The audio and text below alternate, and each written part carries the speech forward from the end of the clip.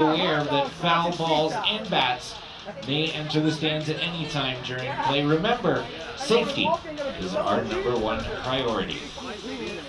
If at any time during tonight's game you are in need of medical assistance, please find a Panthers employee. They will be able to assist you. If you're looking for an adult beverage to quench your thirst, stop by our beer garden and have one of your favorite brews. Please be aware that alcohol is not permitted anywhere outside the designated areas here within Jack House Park. With the season almost at the halfway point, your Panthers still have 20 more home games here at Jack House Park, and it's a great time to check out your Panthers ticket package.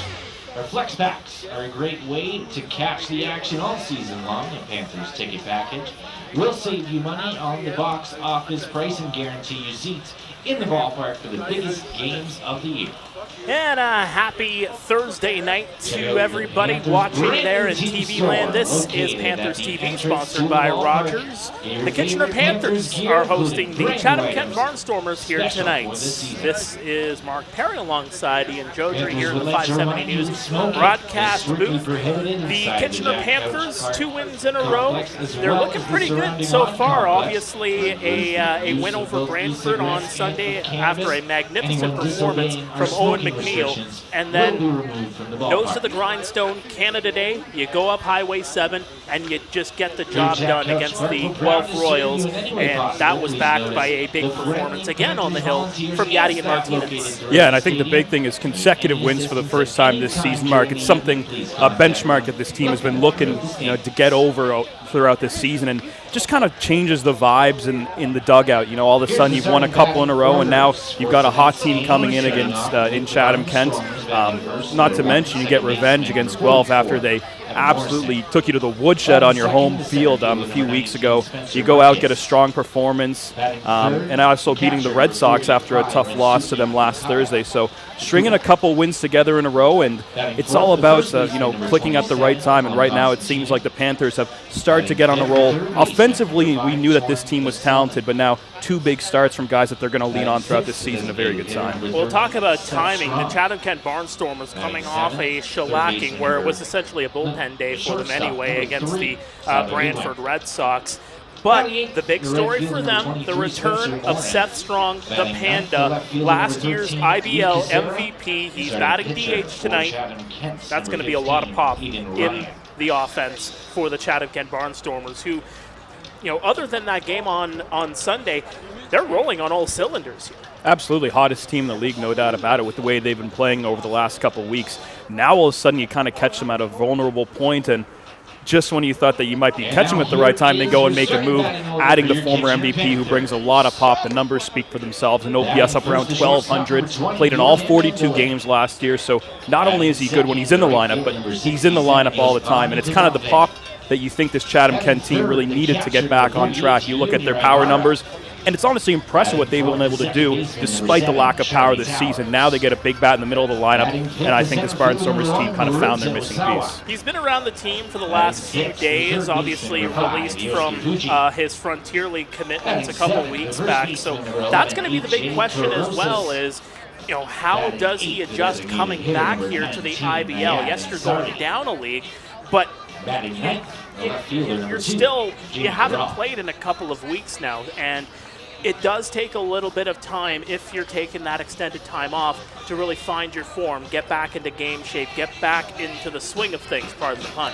Could he go out and have a monster game tonight? Absolutely. Is it expected? I don't think so. Like you said, he's coming down a league. The stuff he's going to face is a lot different. The fastball is going to have a bit less velo than what he's used to facing in the Frontier League. Like you said, he hasn't played in a few weeks. June 7th was the last time we saw him play in the Frontier League. So absolutely, we talk about the Panthers, getting a bit of a bad break, but positive in the way that they're facing him in his first game back. He's buried farther down in the lineup.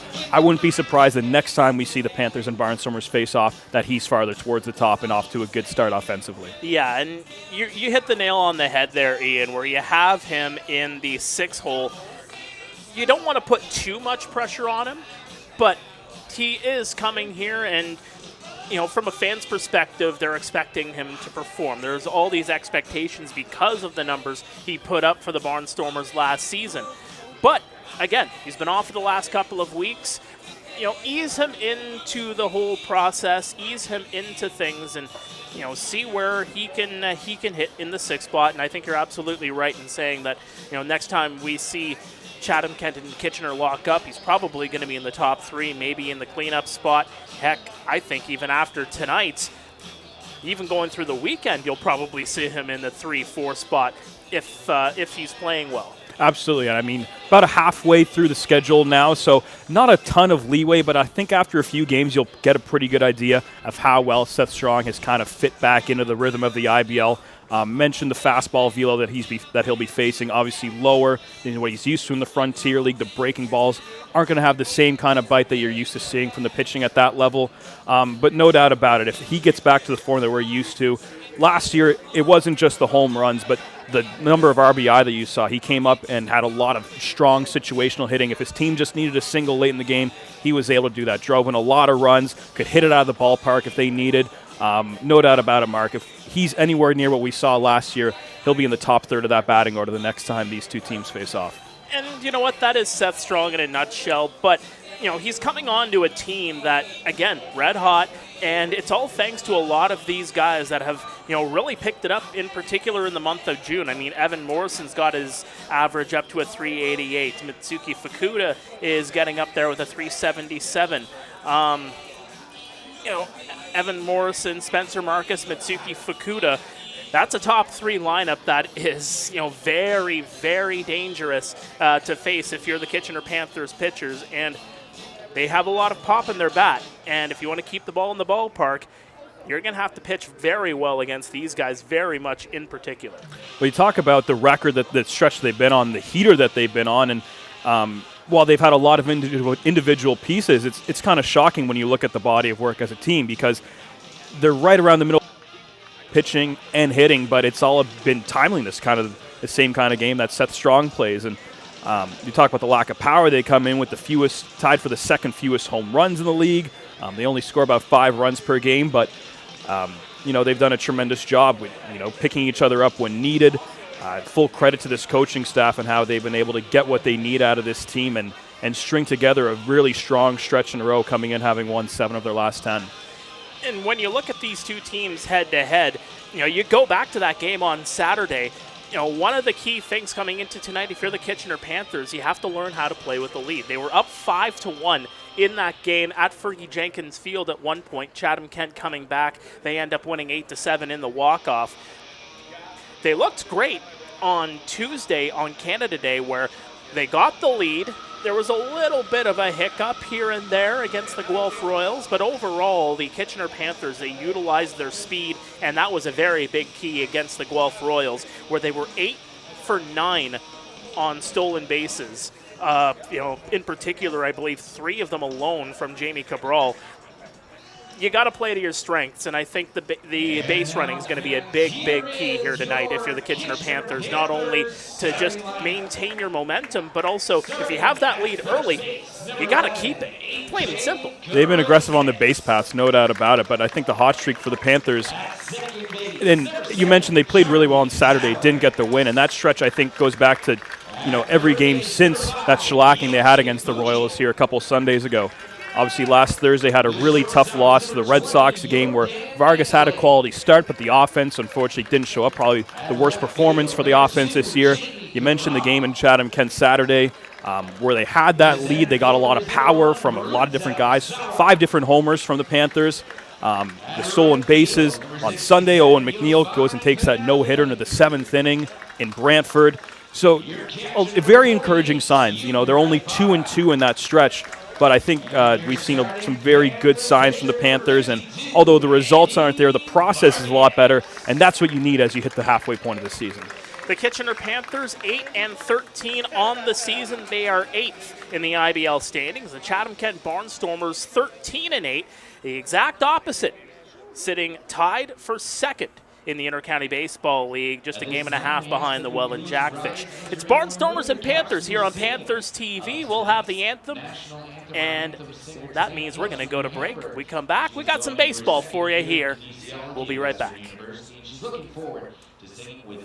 Get ready, Hamilton. It's the 2025 IBL Home Run Derby and All-Star Game. Hosted by the Hamilton Cardinals at beautiful Bernie Arbor Stadium. Watch the league's top sluggers crush moonshots in the Derby. Then see the best of the best go head-to-head under the lights in the All-Star Game. Grab your tickets now at HamiltonCardinals.com, because this summer, the stars shine brightest in Hamilton.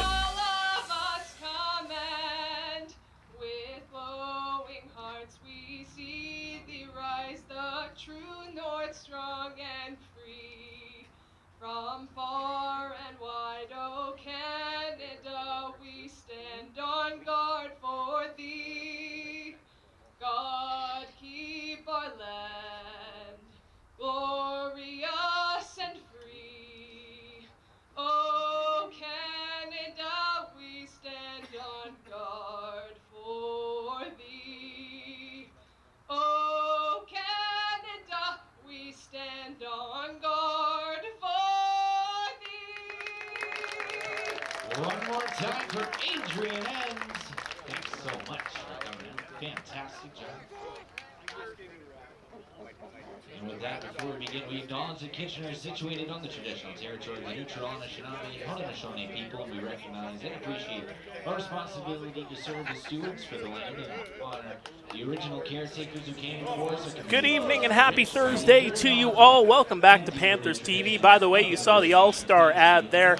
Sunday, July 20th is the All-Star Showdown in the Hammer. Get your tickets now at HamiltonCardinals.com. And don't forget, cast your vote. Not too much longer you have to cast those ballots to send your favorite player to the All-Star Showdown in Hamilton.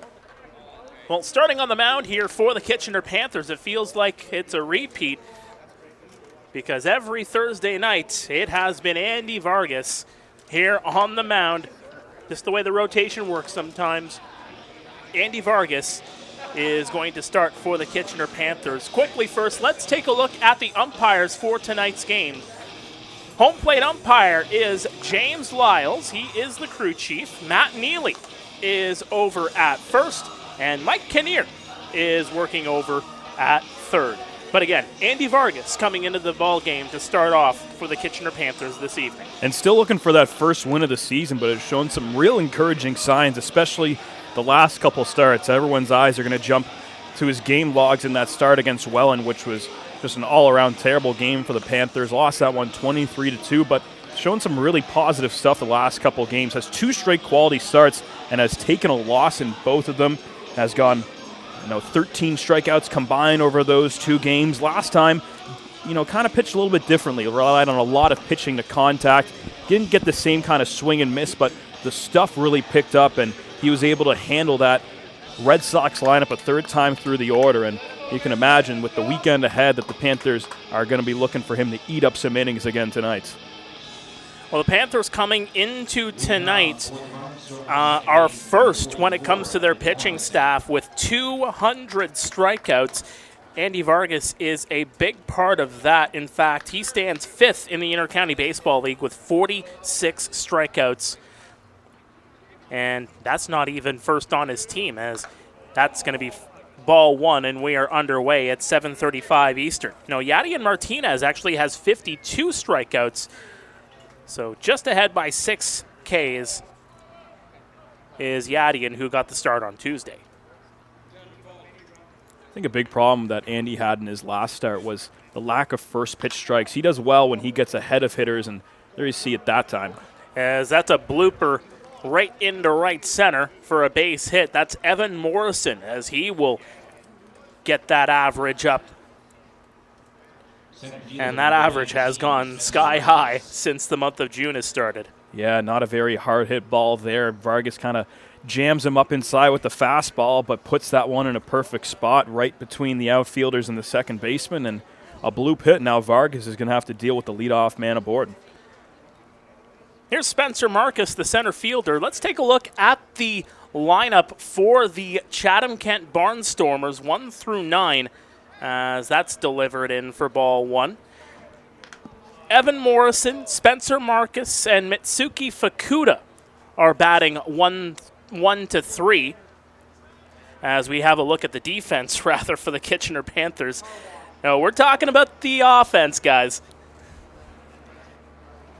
Well, there's the defense anyway. Cabral, Osawa, Penalve, Fuji, Mandalay, Towers, and Kurosis on the infield. Junior Ibarra is the catcher. There's our offense. Owen Constantino is batting cleanup. Torin Vasilinic is the third baseman. Seth Strong is the DH. Sadler Goodwin, shortstop. Spencer Moray at right field. And Lee Kuchera is in left. That one's going to be fouled off. Kuchera in the 9th spot after a monster game Saturday against the Panthers down in Chatham. 4 for 6 on the night. And, of course, the walk-off hero in the 9th.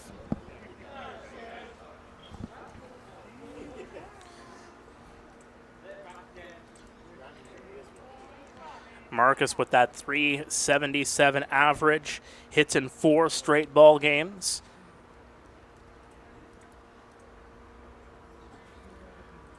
The 1-2 is going to miss downstairs. Good block there from Junior Ibarra. And Marcus has been very good in those games in these last 4, including a 3 for 5 game against London in London on the 27th, going 2 for 3 against Guelph on the 29th, part of that 7-2 victory over the Royals. The 2-2, the runner's going to go, throw into second base, and not in time whatsoever as Morrison gets in with the stolen bag. Yeah, and a great pitch for Morrison to run on with Vargas going with that breaking ball down and away. Tough one for Ibarra to try and gun him out. Didn't have a chance to get up and put a lot behind that throw. Had to throw it from his knees. And great jump for Morrison and gets in ahead of it. 8th stolen base for Morrison this season. In fact, Jamie Cabral of the Panthers leads with 11. There's a swing. He got a piece of it. I mentioned Jamie Cabral, 3 stolen bags alone on Tuesday. He's been running hard. He's been running often. 11 for 12 overall. Meantime, Morrison is now 8 for 9. Full count here on Marcus. Runner now on second. The delivery. Downstairs, and Marcus will take a base. So the first 2 runners get on board. And Marcus saw a lot of off-speed stuff in that at-bat. Can be tough to lay off that fastball, especially in a full count when it's just outside the zone. Vargas rolling the dice, looking for the chase there, but now he's got to deal with 2 men on. And with 2 men on, here comes Mitsuki Fukuda, also with a .377 average, and went 0 for 2 against Brantford. That one downstairs for ball 1.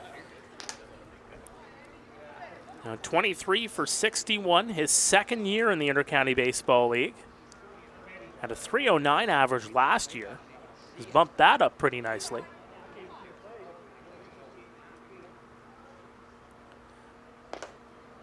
That'll go across for a strike just above the knees. Now Fukuda last year as well, played well enough where he earned himself a spot on the reserve side for the South team at the All-Star game in Welland.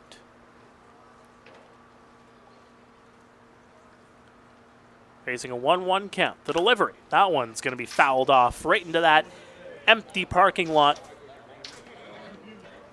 to the right of Jack Couch. Although I think it was hit hard enough, it might have went into the next parking lot. Mark, you mentioned the off night for Fukuda on Tuesday where he went 0 for 2. That snap would have been a bit of a heater for him, a 3-game hit streak where he was 5 for 10 over that stretch. So having a really good last couple weeks. Vargas taking his time, him and Ibarra communicating, the battery mates. The 1-2, chopper. Mandalay fields it over to second, and no throw over to first. He'll put the runners on the corners, but 1 down here in the top of the first. I like the decision from Towers there to not try and turn the double play. You're not going to have a chance of getting Fukuda, even though he doesn't run particularly well. A lot can go wrong there and potentially bring in a run. That's the double play ball you wanted, so I'm sure it's frustrating to not turn 2 there, but it could have been a lot worse if that ball had have gone past the first baseman. Well, this will bring up Owen Constantino, just a 154 average through 11 games this year, 4 for 26. But keep in mind, I like what Jill Rendon is doing with this decision, putting him in the cleanup spot. 3 of those 4 hits have come in his last 2 outings, so maybe starting to find his swing a little bit here. That's right. First first multi-hit game, first homer of the season on Tuesday. So maybe a sign of good things to come, but no doubt not the Constantino that they were expecting to see this year, at least in the first few months of the season. Vargas taking his time yet again. The 0-1, missing outside. Now Constantino from the nation's capital won the first ever Canadian National University Championship with Carleton University last fall. Was named tournament MVP as well. Member of the Carleton Ravens.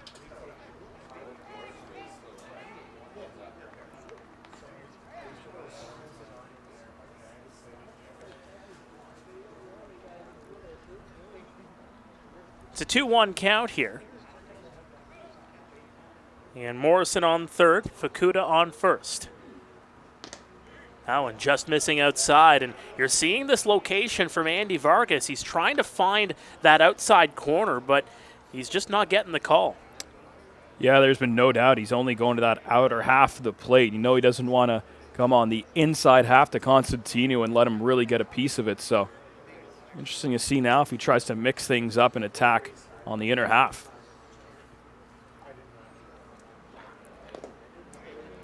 And he'll take a base. So bases are loaded here for Torin Vasilinic. Third baseman number 5, Torin Vasilinic. Last time Vargas took them out, he had to dance out of a lot of trouble, had a lot of runners on with fewer than 1 out, had a few double plays to help him out, and he's going to need some more of that with 3 base runners already here in this first frame. Well, they're having trouble keeping runs off the board with the bases loaded. The offense has been hitting .405 against the Panthers with the bases juiced this season. No grand slams, though, but 15 for 37 the opposition is hitting against them. Not a recipe for success. And especially not when your pitcher in Vargas is having trouble just locating his pitches right now. He's thrown 5 straight balls, and I'm going to think he's going to have to groove one here just to find the zone. The 1-0 is going to be fouled off. Trying to go with that breaking ball. Middle in that starts over the heart of the plate and breaks down low. Vasilinic able to just get a piece of it. Eventually, you got to think Vargas is going to have to attack the strike zone with that fastball. Well, on the other side of the ledger, the Chatham-Kent Barnstormers hitting .231 with the bases loaded this year. 22 RBI, none of the home run variety. That one downstairs.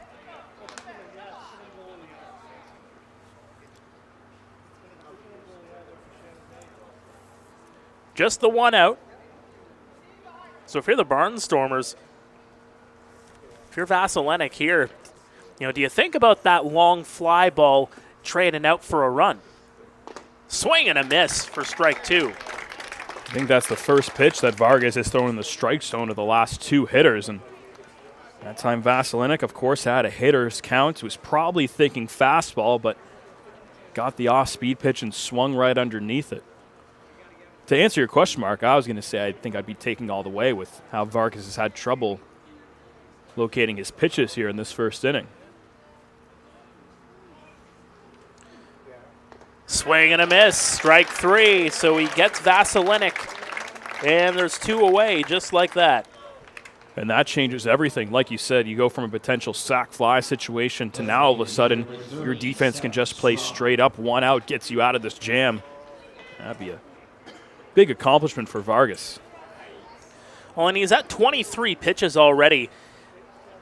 And now he's got to take on I got to do this properly, the reigning, defending, undisputed Intercounty Baseball League most valuable player, Seth Strong, stepping into the batter's box for the first time in the IBL in 2025.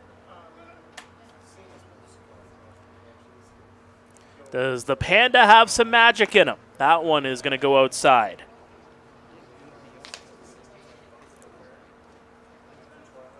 Talked about his laurels last season, which earned him a spot in the Frontier League to start the year. Vargas steals. That one's popped high.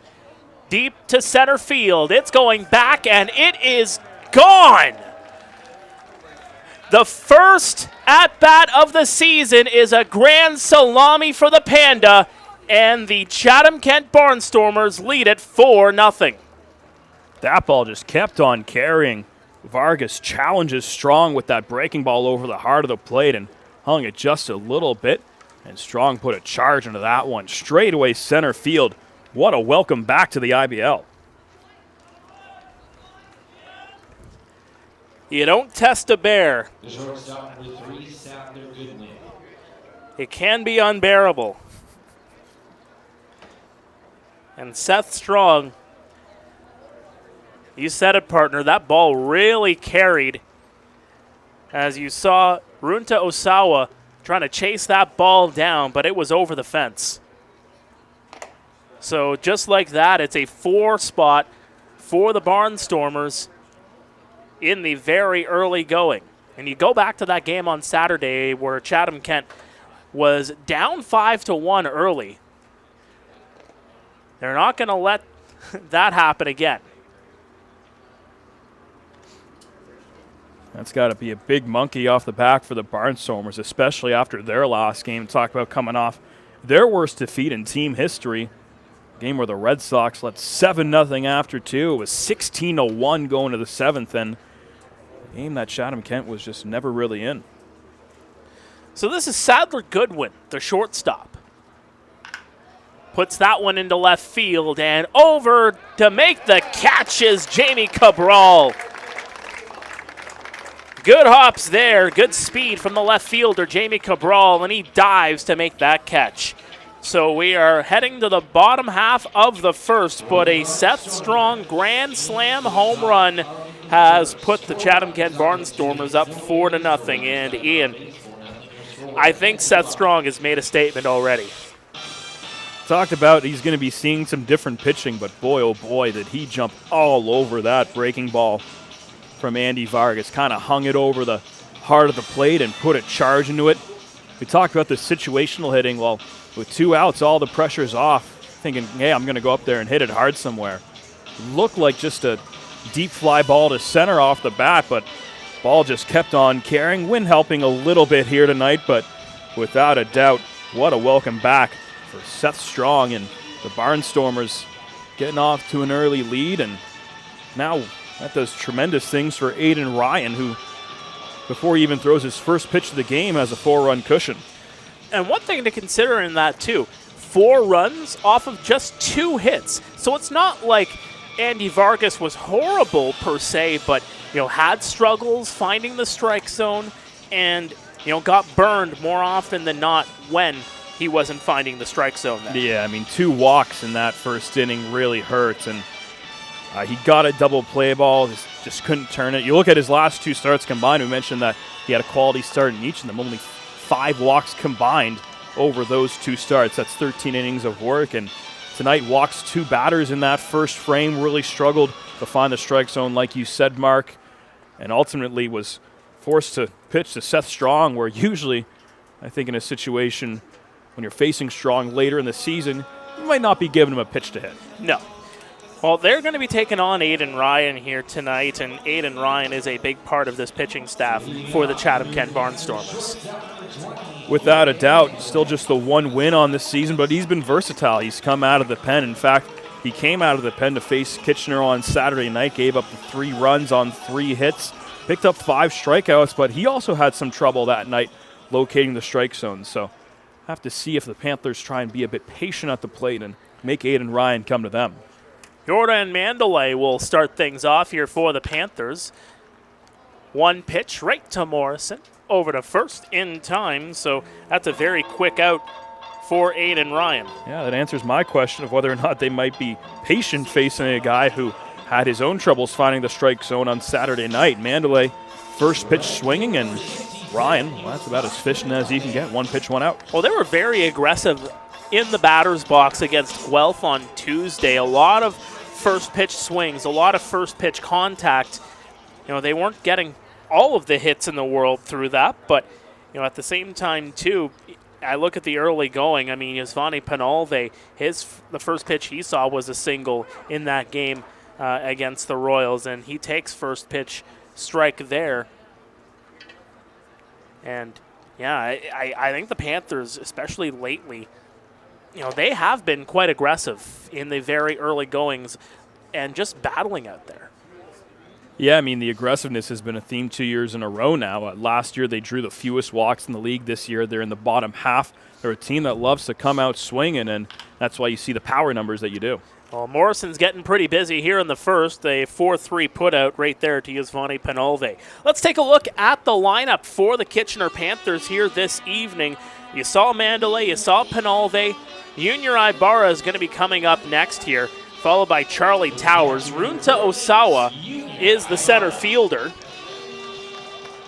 Yosuke Fuji will be up next after that. AJ Kurosis, the first baseman. Ayad Ansari is batting DH tonight, and Jamie Cabral in that 9-hole. And, you know, you're seeing it more and more where Jamie Cabral is kind of in that spot, you know, kind of looked at as, you know, maybe a faux 9 guy where he can be a dangerous guy on the base path just in time for the top of the order to move up. That's exactly it. Move him around the lineup, give him a position when the batting order turns over, and I think that's the strategy. We've seen Pete Kiefer go with a few different lineup combinations throughout the season, and that's another situation tonight, seeing a new look and a new 9 for the Panthers. Ibarra batting .247 on the season. Squibber off the inside of the bat. Went 2 for 5 against the Royals on Tuesday. Only struck out the one time. You know, that had to felt good after he went 0 for 8 combined over the last 2 games. So get a couple knocks, get that monkey off your back, and hopefully start a new stretch. And he came around to score in the 5th in that game as well, as that's going to be a ball. You know, Singleton scored in that 5th inning, which gave the Panthers a 5-0 cushion in that one. Guelph made it interesting with a 3-run 7th. They just weren't able to catch up as that one goes downstairs. But you saw in that game where Junior, it seemed like, you know, he heated up as the game went along, and he was recognizing the pitching from Edgar Garcia. 2-2 count. Right over to Goodwin. Over to first in time, and that's a 1-2-3. Bottom of the first. Kitchener down 4-0 to the Chatham-Kent Barnstormers through 1. We'll be back after this. Don't go anywhere. This is Panthers TV. Brought to you by Rogers.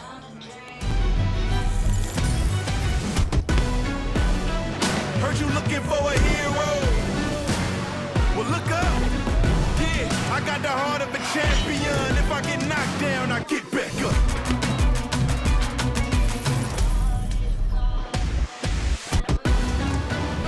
I got the heart of a champion. If I get knocked down, I get back up.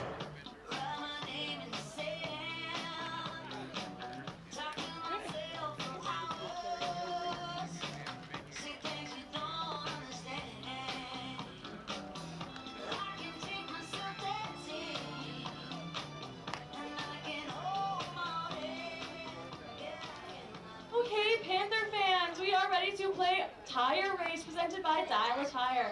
I'm here with Hudson and Fred. The rules are simple. They are going to roll a tire all the way along the grass, just past the third base. Then they're going to roll it all the way back to me where I'm standing.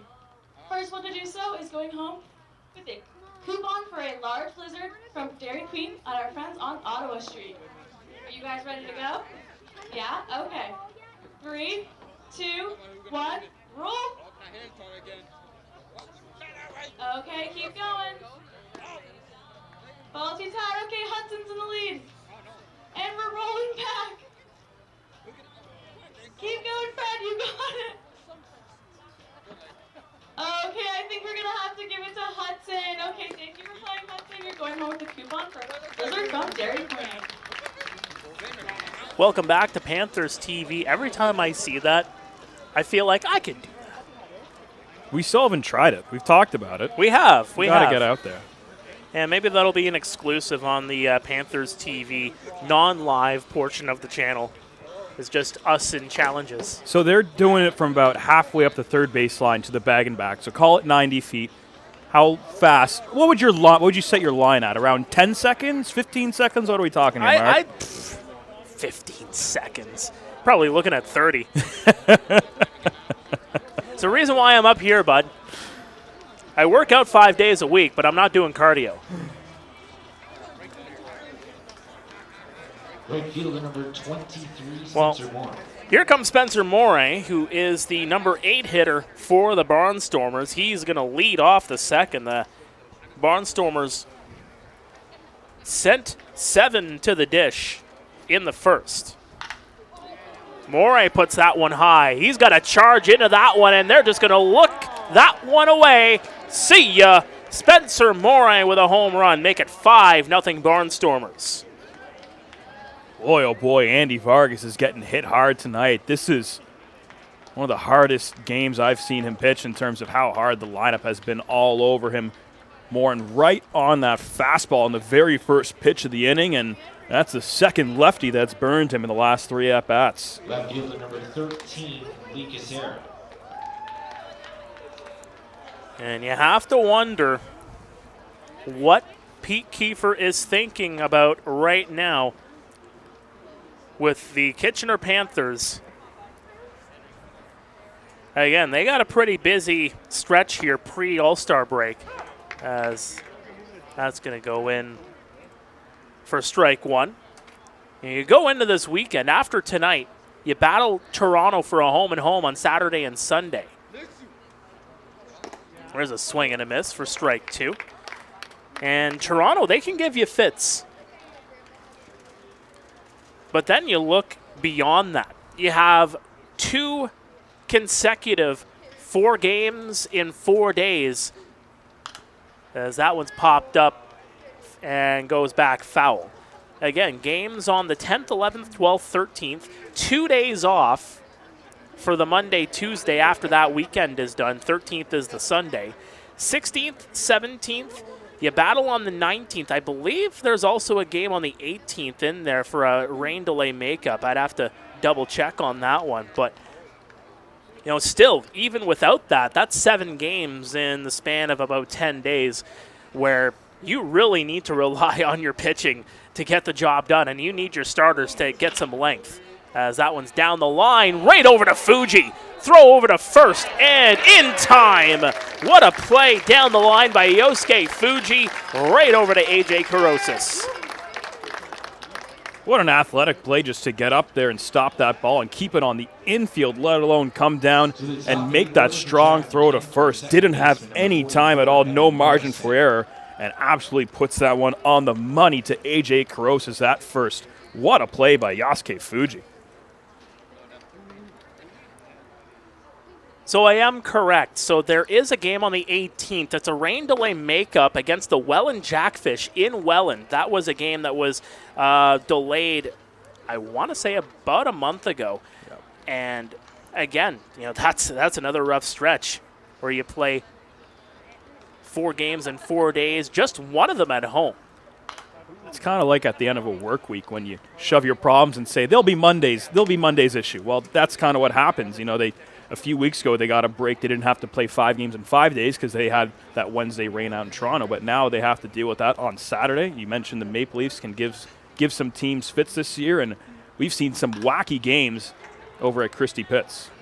Flare to left field by Evan Morrison, and that'll be caught by Jamie Cabral.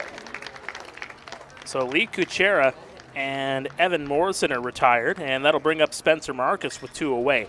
You know, other than the home run given up to Spencer Moore, you know, this is what you need from Vargas. You get these quick outs and just try to get out of it very early on. Usually when he throws, you know, upwards of 100 pitches, we see the swing and miss rate to be around 25% of his pitches. The last time he was out, it was down around 10%. Another great play down the line by Fuji, over to first, and he caught him again. Yosuke Fuji is making a statement. He wants to go to Hamilton and get that all-star nod, and he is doing the job on defense. That's 2 great plays, and we'll head to the home half of the second. But Spencer Moray makes it 5-0 Chatham-Kent. And this is kind of where the Panthers run into trouble. They get burned by the home run in their own ballpark.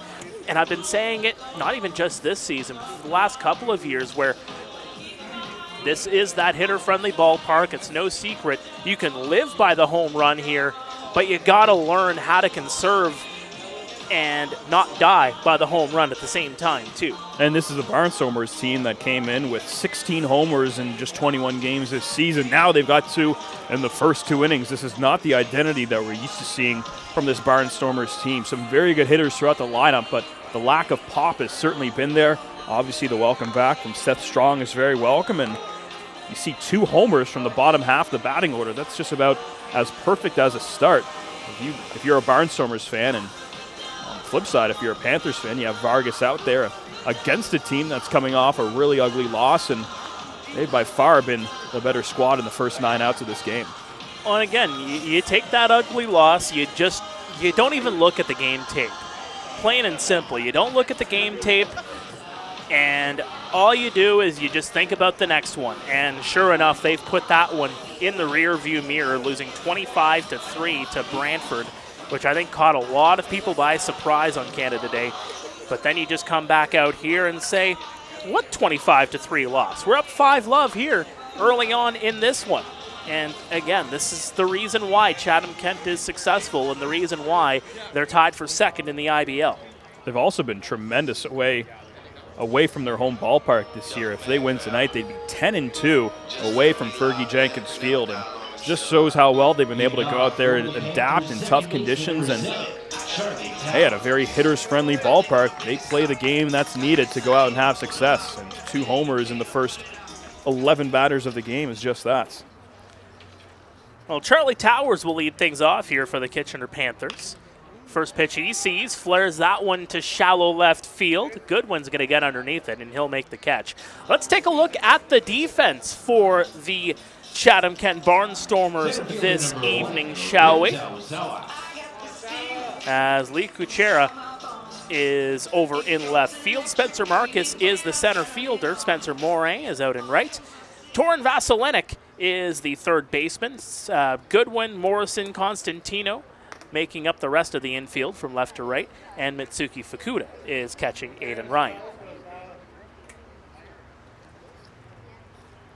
Well, here's Runta Osawa, who has been very productive since coming to the Panthers organization. Fits into that lineup after, unfortunately, losing Yankiel Morris for the season. He's a high-risk, high-reward kind of guy, has that very powerful swing, but also strikes out a lot. He's had a K in at least every game he's played, but he's shown the pop as well. Homered in his first IBL at bat, and we've also seen the speed on the base paths. As he knocks that one down the line, right towards the pen for the Panthers, but well foul.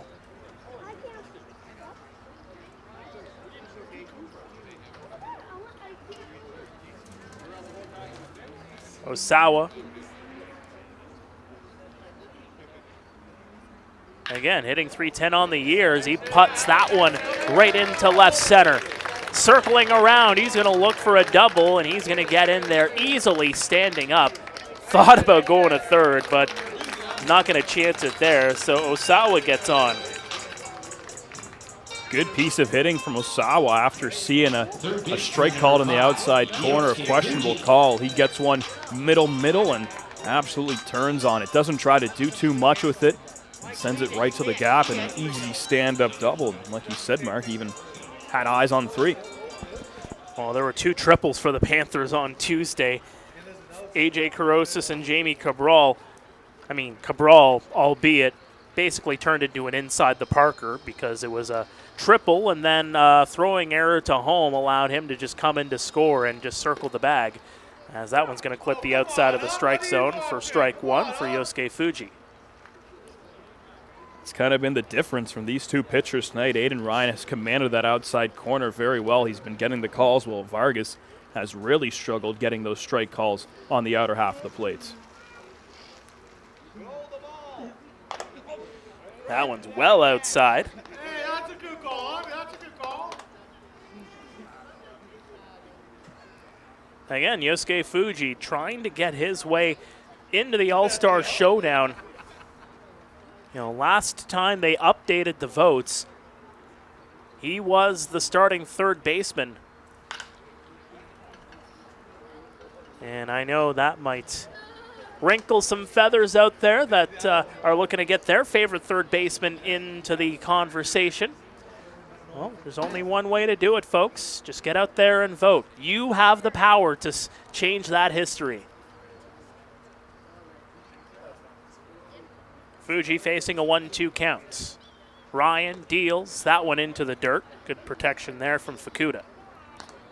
You know, Fuji would really like to get things going again. 0 for 5 in his last game, and 0 for 8, which is currently the longest stretch without a hit in his IVL career. Just kind of speaks to how strong of a start he had earlier in the season.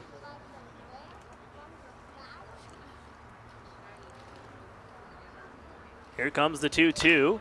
Chopper. Morrison will get underneath it over to first in time, and that'll advance Osawa over to third.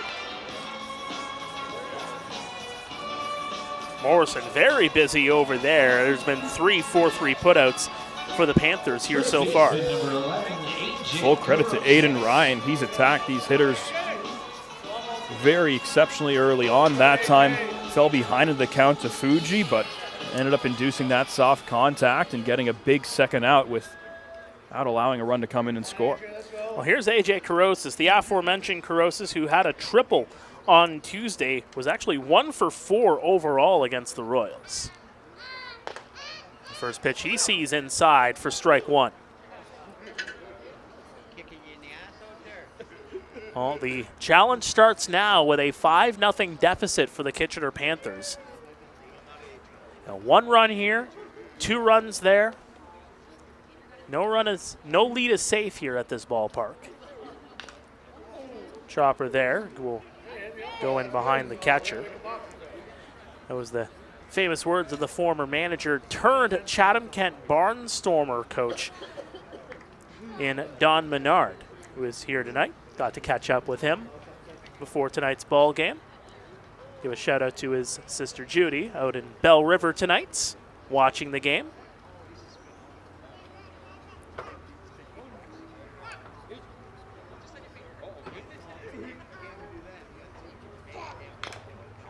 And another one is going to be fouled off as that one hit Carosis.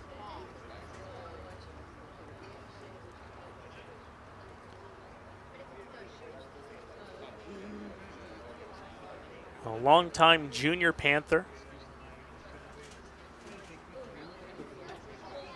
Has made his way into this regular roster spot over the last couple of seasons. And you know, was kind of a depth player last season. Feels like he's starting to come into his own a little bit more here this year and has been a consistent piece for them. Right over to first. Constantino can't play it, and no play over, and Osawa will come in to score, make it 5-1. Panthers are on the board. Yeah, and Aiden Ryan didn't get over to cover that bag at first base, but I think Carosis would have gotten there anyways, and that's why you stay protective. Carosis is a high strikeout guy this year, down 0-2 in the count. You know Ryan's been getting those calls on the outside corner, but you got to protect the zone, even if it doesn't result in a hard hit ball. That time what looked like a harmless chopper to first and made something happen. And that'll bring up Ayad Ansari. He's batting DH here tonight, and he's been playing a little bit everywhere since coming in to the organization. And it is going to be given a single to Carosis, so he is on with a hit. Flared back and into the seats and out of play. not only gets credit for the hit, but gets credit for the RBI and keeps the train moving for Ayad Ansari, who's shown some pop ever since signing with this Panthers team a few weeks ago. And it looks like they found that baby blue bat that was cracked last year. That one downstairs, and Fukuda thought they were walking off, but they're going to call that one a ball. I mean, great take from Ansari, one of those breaking balls that starts up in the zone. You think it's going to be a ball all the way and drops in at the last moment, but the break came a bit too late there, and Ansari gets another chance. Upstairs yet again, 2-2. Ansari showing that patience.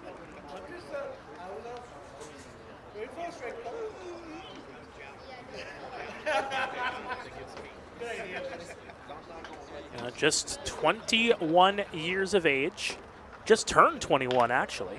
That's a squibber right over to Aiden Ryan and over to first in time. And that'll do it for the inning. But the Panthers get one on the board. They are down by 4. The Seth Strong Grand Slam. The difference on the scoreboard right now as we head to break. Stay with us. We're through 2 here at Jack Couch. Here on Panthers TV, brought to you by Rogers.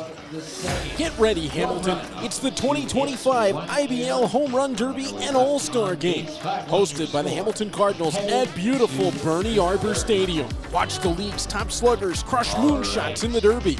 Then see the best of the best go head-to-head under the lights in the All-Star Game. Grab your tickets now at HamiltonCardinals.com, because this summer, the stars shine brightest in Hamilton. Scoreboard. If you have a winning number, please visit the team store to get your bucket hat. Here we go.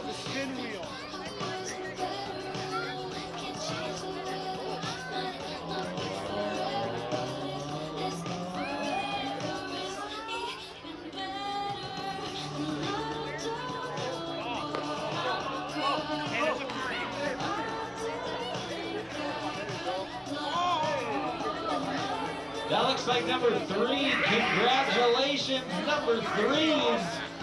You guys go home with a pristine yellow hip bucket hat.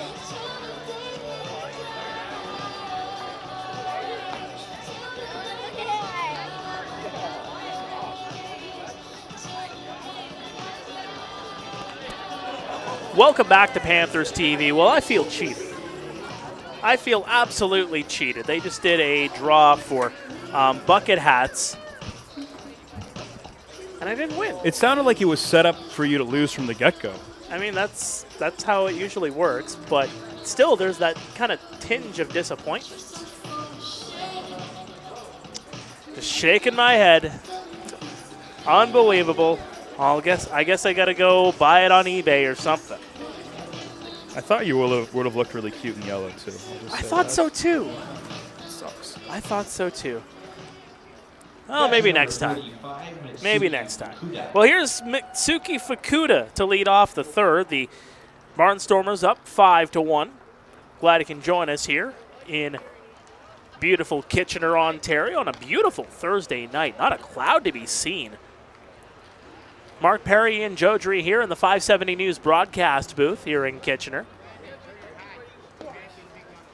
And there's a strike. And I don't know if we can get that outfield camera going here on this shot, because you got everybody with the bucket hats just coming in our way here, just flaunting it right in front of me as that one's laced over and Towers can't handle it. And Fukuda will get on base.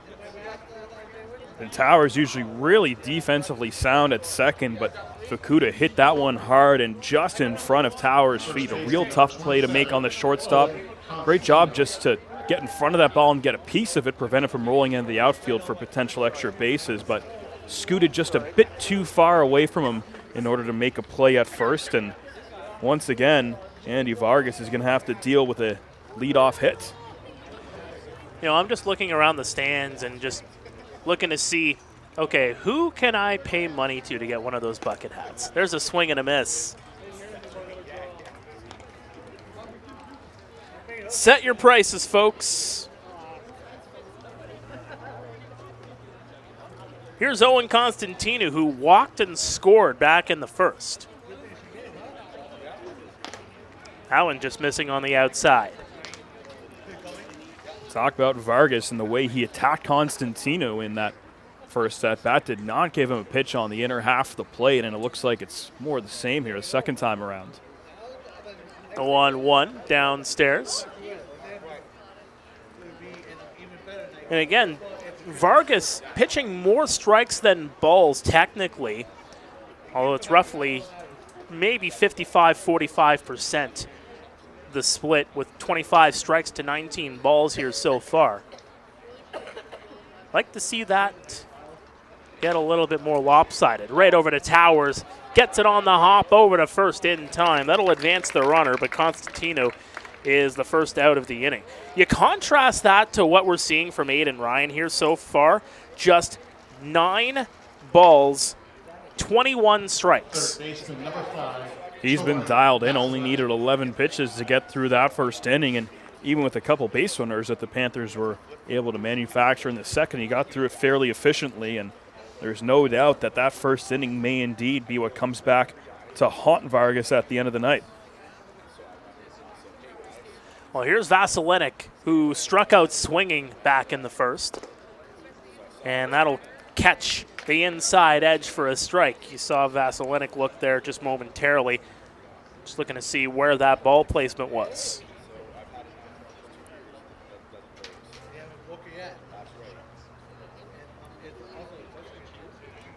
The 0-1.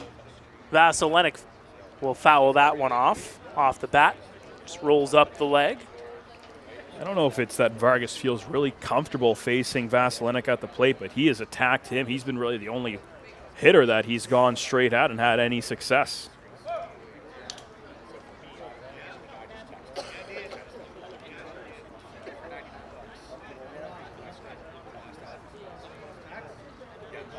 And again, you want to see him go maybe 4, maybe 5 innings here in this one in particular. Just get that length going. And yet again, another one fouled. We talk about how Vargas had been trending in the right direction the last couple games, back-to-back quality starts, and I think he came out on an unfortunate end of things, and that Thursday loss to the Red Sox where he had another quality start, only issued 2 walks, pitched really well, especially in the first 6 innings, and even with that hiccup late in the game, was still in line for the quality start, but that time the bats just couldn't help him out, and right now it's his own undoing that's put himself behind the 8 ball with that 4 spot in the first.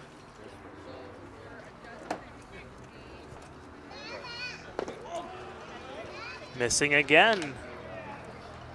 1 and 2 here on Vasilinek. Of course, the off day tomorrow, but when you mentioned it, Mark, that home and home with the Leafs, gotta wonder how long of a leash you have for Vargas tonight. Dropper down the line. Fuji, so defensively sound. Over to first in time. Throw over to third, and just sliding in safely is Fukuda. Didn't miss him by much. Yeah, it's one of those plays that it looks great that it happened, but if Fukuda was thrown out there, you'd have a lot of unhappy Barnstormers on the bench, a real aggressive base running play. You never want to make the last out of the inning at third.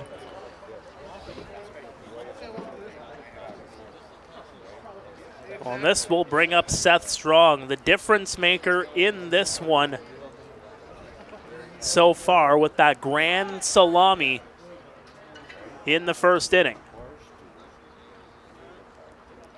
Again, a .344 average a year ago, 16 home runs. Putting himself among the upper echelon. When it comes to single season records in the Intercounty Baseball League, 16 homers is up there among the best.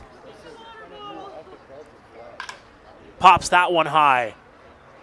Is this going to carry? No, it's playable in center field, and that's going to be caught by Osawa, and that will retire the side. So we'll head to the home half of the third, and it remains a 5-1 ball game, and a little bit of a better inning there for Randy Vargas. Without a doubt. He worked around that leadoff single, induced some soft contact, and A tough at-bat to Seth Strong. I was honestly thinking that with the base open, they might consider walking him and getting to the bottom third of the batting lineup, but the decision pays off from Pete Kiefer and Andy Vargas. They go right at Strong, challenge him again with a breaking ball over the outer half of the plate. That time just got a little bit underneath it, and even though it looked like a routine fly ball to center, just shows you how much pop he has. Still looked like he gave Osawa a bit of trouble there in the outfield.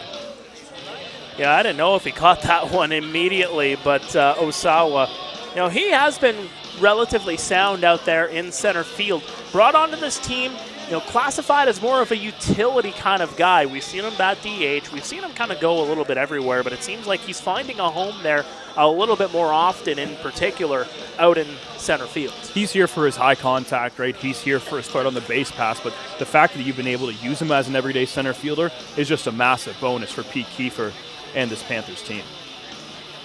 Well, it will be Jamie Cabral, Jordan Mandalay, and Yasvani Penalve that will be due up here for the Kitchener Panthers, as Aiden Ryan gets in those warm-up pitches. Again, just 30 pitches so far, so 15 per inning. And someone just sat right next to me, our guru of our score bugs here, Evan Brown, and he's wearing a bucket hat. It had to be next to me.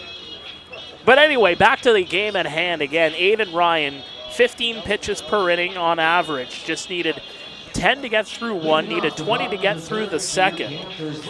But that strike rate is way up there. And he's done it without any swings and misses, just attacking the strike zone, getting a lot of help from his defense. And, hey, the Panthers' bats have helped him out, too. They've been swinging out a lot of first-pitch strikes and allowing him to get through these first couple innings without a whole lot of volume.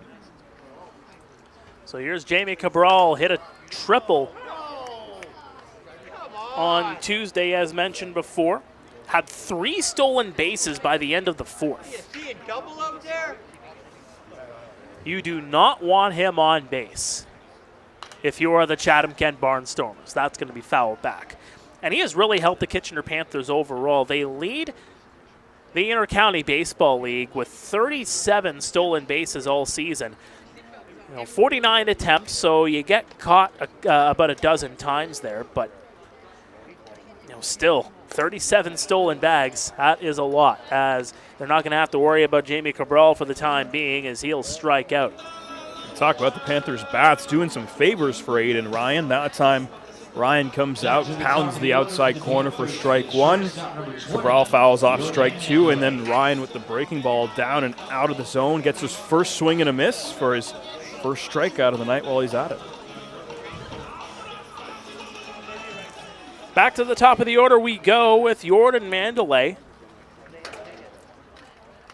Squared up to bunt there, but it's going to miss upstairs for ball one.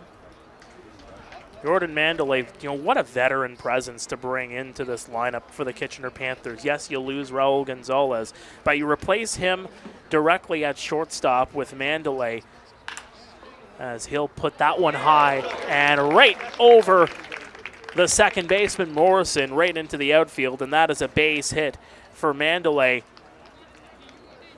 Again, 39 years of age. He's going to be 40 on February 9th of next year. So just a guy that's seen a lot of baseball in his day. Absolutely, you can tell from the way he goes up there and faces a pitcher. Just a nice level swing, doesn't try to do too much, and lots of times you talk to guys that are going up there looking for a certain pitch. Mandalay, he just wants to go up there and hit the ball somewhere hard. Doesn't try to do too much with it. Doesn't try to always drive it out of the ballpark. Perfect example on that swing. First pitch to Yasvani Penalve upstairs. As you see the glare from the sun, starting to get to sunset here in Kitchener. Although the sun won't really set for another half hour, 40 minutes or so. Penalve will foul that one back. Certainly feels like we felt all 4 seasons in the span of 3 home games. We go from 46 degrees to right around 15 to 12 degrees the very next home game. We were wearing sweaters at one point, it seemed. And now we're up to a normal temperature, 23 degrees at first pitch tonight. That'll do. That'll do, donkey. That'll do. Enough of the layers, as that one's going to be put out of play. Big Shrek guy, eh? We love peeling back the layers. Oh, absolutely. Oh, Mike Myers, Eddie Murphy.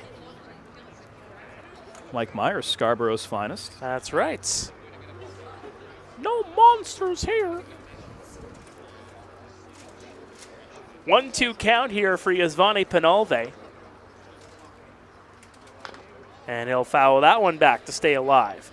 So technically sunset is at 9:06 Eastern. So we have about half an hour of kind of that middling where you kind of have that glare. And especially for the outfielders, just the way where the sun is, it might make things a little bit more difficult for them to try to track down some baseballs. Without a doubt, but I've seen a lot of ballparks where that sun sets right in the first baseman's eyes, and that can create a lot of problems on the infield. It's a much better position for the outfielders to be in than your infielder trying to catch every throw. Saw the big jump up there from Fukuda, thinking that Mandalay was going to go over to steal, but no throw. Mandalay goes back to first. Mandalay of note, 5 for 7 on stolen bases this year.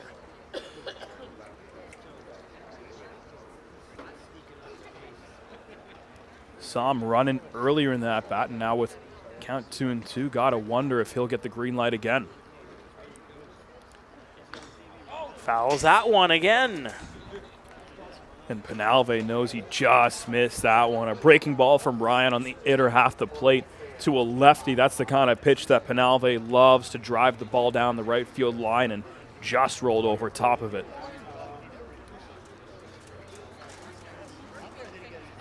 And that's what you need here. You need these big at-bats to kind of stretch out Ryan a little bit and get that pitch count up. The 2-2. Swing and a miss. He got him. Second strikeout of the ball game for Aiden Ryan, and there's 2 away here in the third. And efficient at that. The 2 strikeouts have been his only 2 swings and misses in the entire game. We talked about how efficient he's been attacking hitters, yet to allow a walk, and gets another strikeout, and does so against the top half of this Panthers order. Not easy to do. Well, Junior Ibarra is no slouch, so we'll see what he can do here with 2 away. Puts that one into left field. It's going to carry all the way to the fence, and that one's gone. Junior Ibarra with a 2-run shot. Make it 5-3. It was only a matter of time. All these first pitch strikes, and that time Aiden Ryan hung that breaking ball, and Junior Ibarra pounded it. You know, Ibarra wanted to break the cold streak after going 0 for 8 in his last 2 games. What a way to do it. And talk about chipping away, Mark. Now it's just a 2-run ball game. How much you want to bet he recognized that immediately? Turn on that pitch early. I'll bet you a bucket hat. I wish I had one to wager. Well, find me one and wager it. I have one close by here you can try to pick up. Just don't let him see it. Well, nonetheless, Junior Ibarra makes it 5-3, and the Panthers, as we said before, no lead is safe in this ballpark.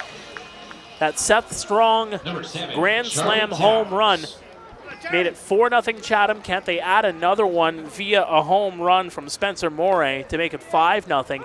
And the Panthers have answered back pretty cleanly, pretty nicely with three runs in the last couple of innings. I mean, we've seen a couple wild games from both of these teams this year. Saturday night, of course, in Chatham, where the Panthers had the big lead, but it was the Barnstormers coming back in that one earlier in the season, just the third regular season game, I believe, when the Panthers had their home open here against Chatham-Kent, an 11-10 win. That was a game where the Barnstormers had a big lead as well, but the Panthers battled back, and hey, like you said, no lead is safe, especially in a hitter's park like this. Well, and that pitch count's gone way up here for Aiden Ryan in this inning. Again, came into the inning with 30 pitches. Now up to 46, so at 15-16 coming here, there's a swing and a miss. So it goes up by 17. And Charlie Towers is retired, but a 2-run bomb from Junior Ibarra over the left field fence makes it 5-3 for the Chatham-Kent Barnstormers.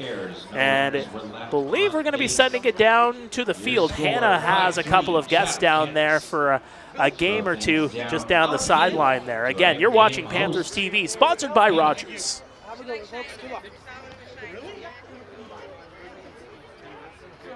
Panther fans, we are ready to play some Panther Pong. I'm here with Christopher, who has 3 chances to get one of these balls into one of these buckets.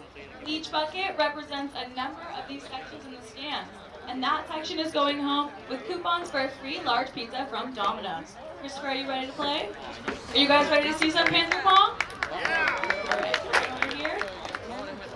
You're going to stand right here. 3 chances, okay? Yep. Okay, let's try one more time. That was awesome. Let's see if you can go 2 for 2. Same bucket, let's go with that one. Section number 3, 1, 2, 3, right in front of me here. You are all going home with coupons for a free large pizza from Domino's.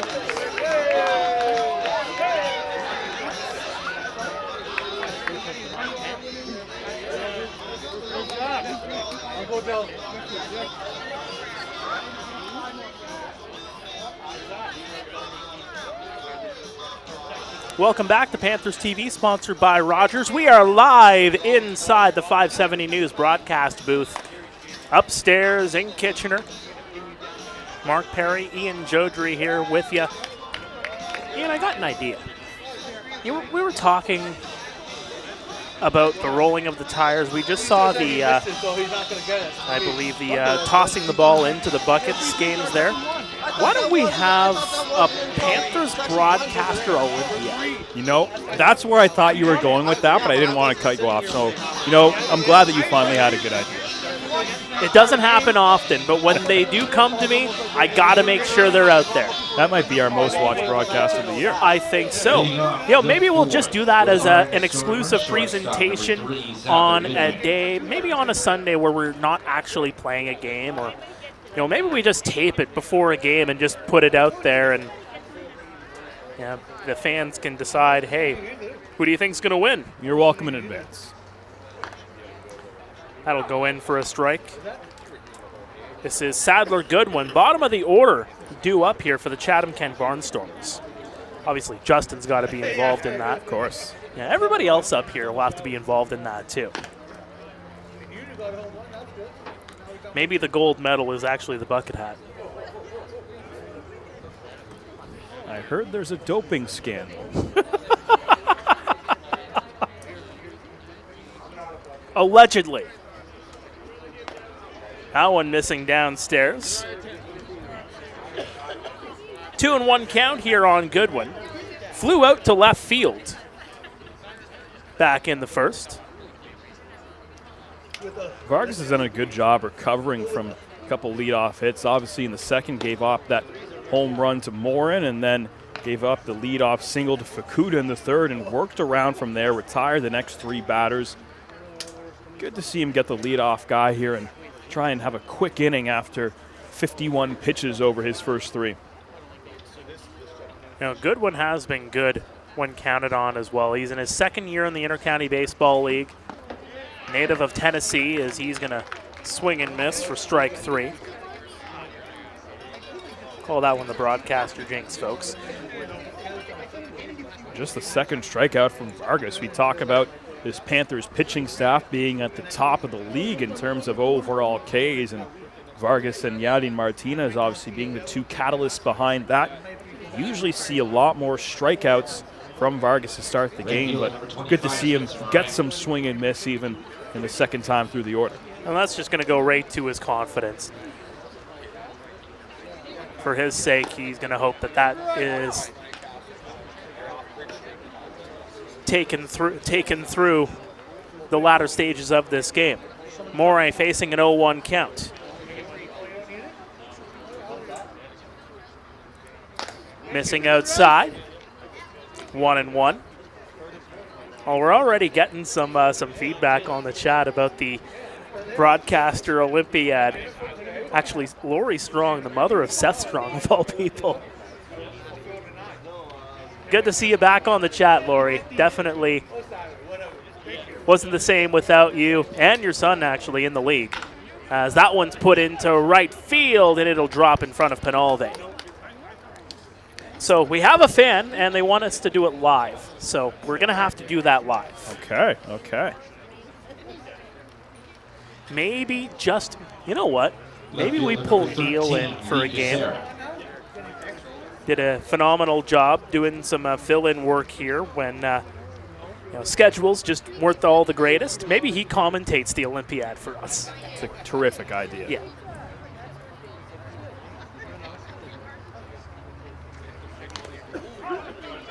That one's fouled back. Another hard hit ball from Moore, and obviously jumped on the first pitch for the home run back in the second. That time sees a couple from Vargas and gets a fastball that he likes in a good spot, drives it into right field, kind of an in-between play for Penalve, who's playing pretty deep and just has to let that one drop in front of him. And Vargas, again, unable to have a clean inning of work. The delivery, and that's going to hit Kuchera. And that one hit him right in the side. And he went down in a heap. That one's going to hurt. A fastball that just kind of gets away from Vargas, tailing in towards Kuchera and hits him. Obviously no intention from Vargas considering this point in the ball game, and he just kind of speaks to the location struggles that he's had throughout tonight. And Don Menard's going to come in and check on Lee here. Same with Joe. Had a word with him as well before the broadcast. And, such a wealth of knowledge, former major leaguer. Stories for days, let me tell you. As Kuchera will get on down to first base. Good to see him still able to stay in the game, but business perspective, if you're the Panthers, now you're dealing with two guys on, less than one out, and now Vargas is going to be forced to face this lineup for the third time already. So Evan Morrison, who is 1 for 2 on the night, as Kuchera will move on over to first. And this is where you run into trouble if you're the Panthers. Just the one out. There's runners on base, as that one's going to be fouled back. This is where you kind of need to clean things up a little bit. Get your outs. When you don't want these ones going into the gap and allowing the Chatham-Kent Barnstormers to just keep adding on with one run here, one run there. That one set high, flying into center field. Osawa getting underneath it, and he can't make the grab. It goes to the wall. Circling around to third is Spencer Moray, and the bases are loaded. Oh boy, and we almost had a situation where Morrison passed Kuchera on the base pass and had to retreat back to first base. The fact that the ball was hit that hard and deep and a run doesn't come in to score, that's a big fortunate break for the Panthers. Let's see if they can capitalize. A long single for Evan Morrison. He is 2 for 3 on the night, and that'll bring up Spencer Marcus, who is 0 for 1 with a walk. Another ball that just kept on carrying was the same thing with Seth Strong's grand slam in the first. Straightaway center field looked like a deep fly ball, but ended up over the head of Runto Osawa.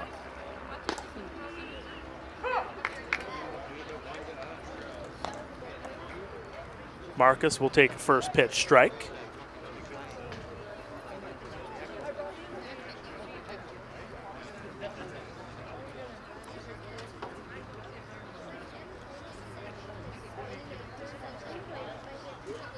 Again, after that walk, was retired on a 6-4 play that could have turned 2 for the Kitchener Panthers, but they weren't able to do so. Vargas' last outing, he got a lot of help from his infield, had a couple double plays turned. They couldn't in that first inning, and that's when things kind of unraveled with Barnstormers scoring 4 to start the ball game. The Niagara University Purple Eagle alumnus, Spencer Marcus. The 1-1, swing and a miss for strike 2. Nasty off-speed pitch that time from Vargas. Hasn't seen it a whole lot. Pretty low in his pitch usage, but breaks it out there with a 1-1 count, and now he's got a bit more margin for error here.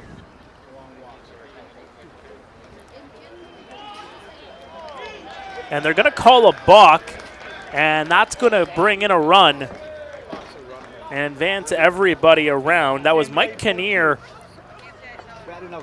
just in behind Andy Vargas, and he's the one that called the balk on him. So make it 6-3 for the Barnstormers. Now Pete Kiefer's going to go out for the mound visit, and oh no, he's not going to. He's actually going to have some words with Mike Kinnear. Yeah, he was not too thrilled with that call, and Kinnear went right down to the third baseline. I don't know if we have this in the shot, folks, but just down into the third baseline, it's a very quick conversation. No, and smart move by Pete Kiefer. He's not going to use a mound visit right now. You know, yelling instructions, it seems, to Andy Vargas. Very smart there from Pete, just knowing the situation. Go out there, say your piece. You don't go over the line. And most importantly, you kind of communicate a little bit more to your battery mates, you know, without actually getting without being charged with a mound visit. So, good resource management, if you will, from Pete Kiefer. Yeah, and it's going to be tough here for Vargas. Mentally got ahead in the count, and now a run comes in, and he doesn't have the force at any bag. There's a swing and a miss for strike 3. Spencer Marcus goes down. Just the third strikeout from Vargas, and comes in a huge spot after the balk. And now if he can get out of this one with just the one run across, that's something he'll take no doubt about it. So Mitsuki Fukuda will come up. He has reached base both times he's been at the dish tonight. Came around to score as part of that home run. Puts that one high. Looks like it's playable in left field. Cabral will get underneath it. He'll make the catch. Well, that'll do it for the top half of the fourth. One run comes in to score on the balk against Andy Vargas with the bases loaded.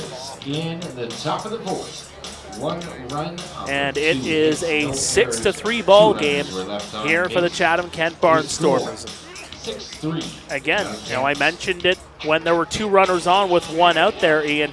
You got to find your way out of those jams, and I mean, other than the balk, they found a way, but you got to find a way to limit those base runners.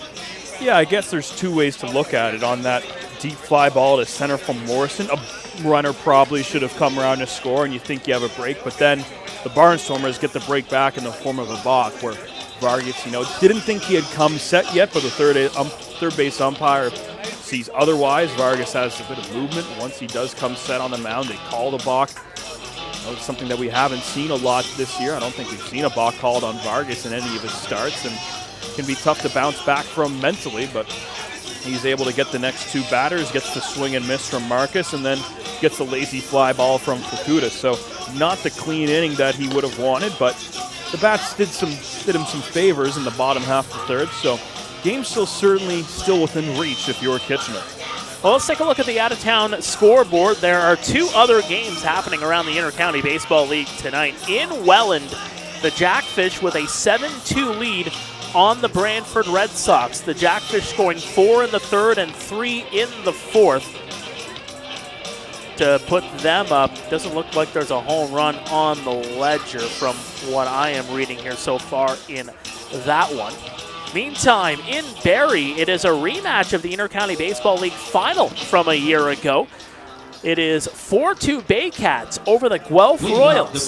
Barrie taking a 3-0 lead. Guelph scoring a pair in the third. That game in the bottom half of the third, Barrie has just scored to make it 4-2.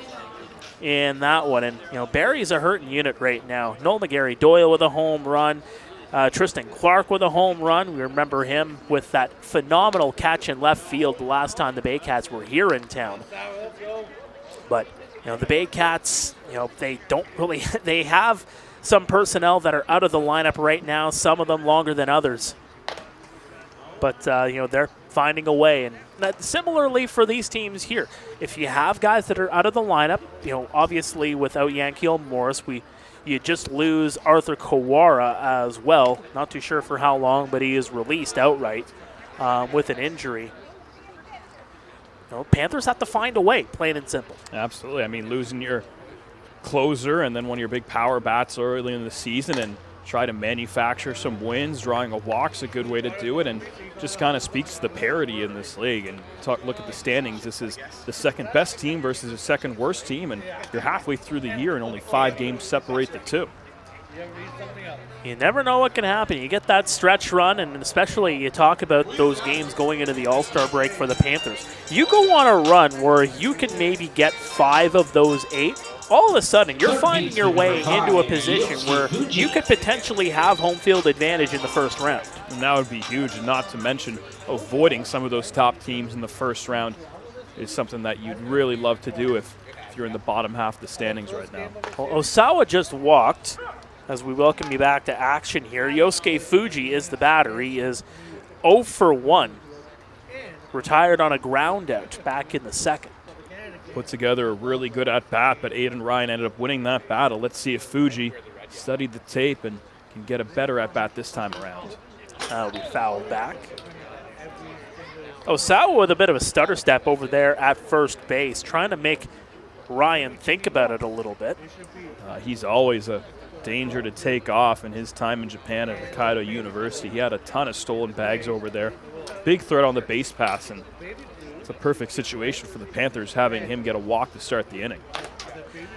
Throw back over to first, and not in time as they're trying that backdoor play.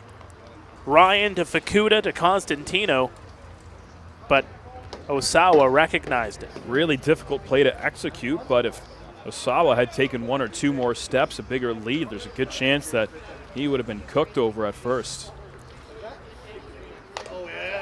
Upstairs, tried that curveball, but it looked like he just got a little bit too much air underneath it, 2-2.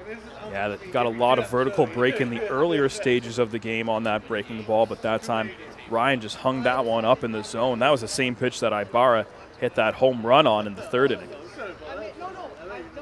Ryan will get set, the 2-2. That one set deep into right field. It's going to go all the way back, but it's caught by Spencer Moray just in front of the warning track.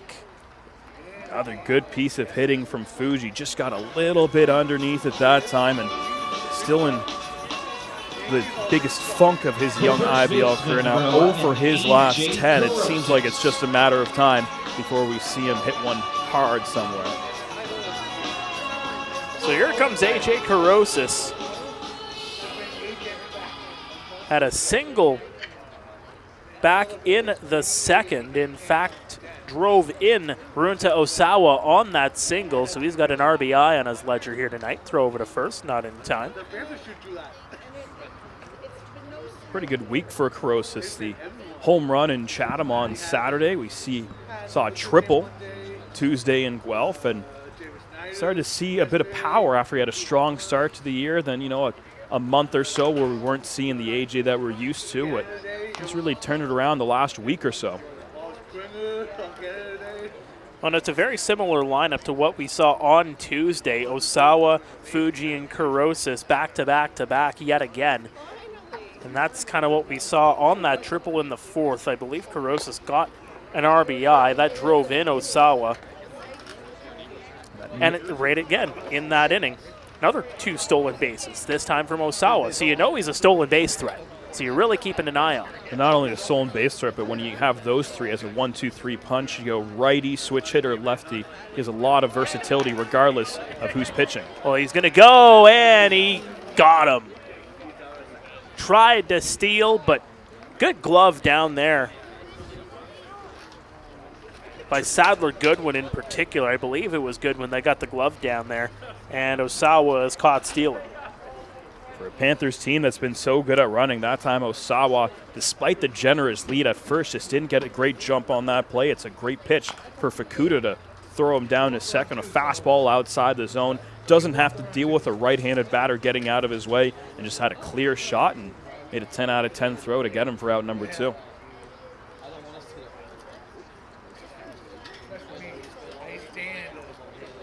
So Carosis will have to continue on. It's a 2-2 count. Nobody on base here. Swing and a miss. He got him. Another swing and a miss strikeout for Aiden Ryan. And he has 4 of those here tonight. So they get the base runner in Osawa after walking him, and the Chatham-Kent Barnstormers face the minimum here in the 4th. We'll head to the 5th inning here at Jack Couch Park. Stay with us at 6-3 Chatham-Kent. We are live on Panthers TV, sponsored by Rogers. If you win concession coupon on the line first, going to program number 3. Hardline drive up the middle. Whoa. $25 to strike. How did he do that? That Lindor can play. I don't know about that hair. And don't get me started on those gloves. I don't know. I kind of like it. It's time for a revolution. The Rev 1X by Rollins.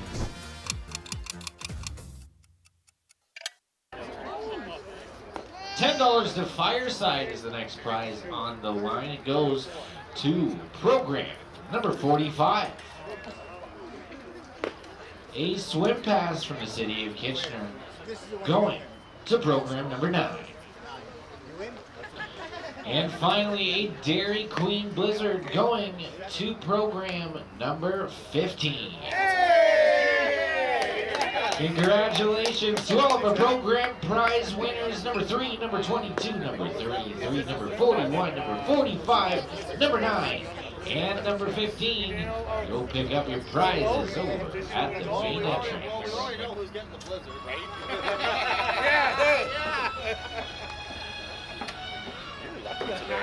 Welcome back to Panthers TV, sponsored by Rogers. It is a 6-3 ball game. The Chatham-Kent Barnstormers leading here as we head to the 5th. And, you know, this is kind of a battle between two teams that have two very, very good defensive catchers. You know, we have sang the laurels for quite a long time about Junior Ibarra. 17 fielding assists on the year. So keep in mind that includes, you know, catching guys going over to second base plus others. You know, same thing can be said about Mitsuki Fukuda. You know, he has picked off a lot of guys trying to steal second base. Overall, when it comes to fielding assists for him, that is number 21 on the season. And again, I know someone in the chat mentioned that that's 14 for Fukuda. That's just for the caught stealing. Overall, 21 fielding assists on the season for Mitsuki Fukuda. And they both play big roles in different ways. Obviously, Junior Ibarra, the big 2-run shot in the 3rd inning, just his 2nd home run on the season. But it was Fukuda, obviously, in the top half of the 4th, erasing the leadoff base runner and really picking up Aiden Ryan after he allowed the leadoff runner to get aboard for the first time in the evening.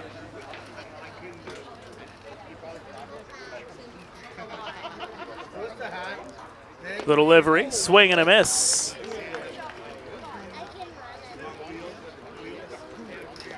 His first 68 pitches of the game, Vargas only had 8 swings and misses. He's got 2 already. The first 3 pitches here to Constantino. Let's see if he tries to put him away. Here's the 1-2. Missing downstairs.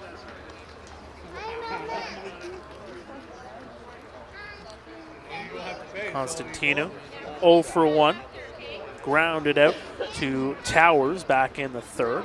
Walked and scored in the 1st.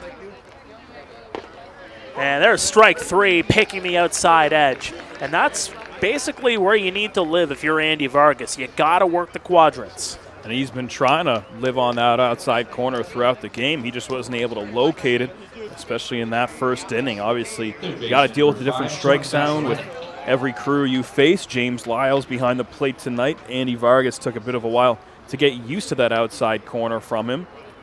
Saw a couple walks in that first frame, but he's calmed down ever since, hasn't given a free pass since then, and finally gets one on the outside corner called his way for strike 3. So this will bring up Torin Vasilenik, who is 0 for 2 on the night. First pitch he sees, a chopper over to Mandalay. Over to first and in time for out number 2.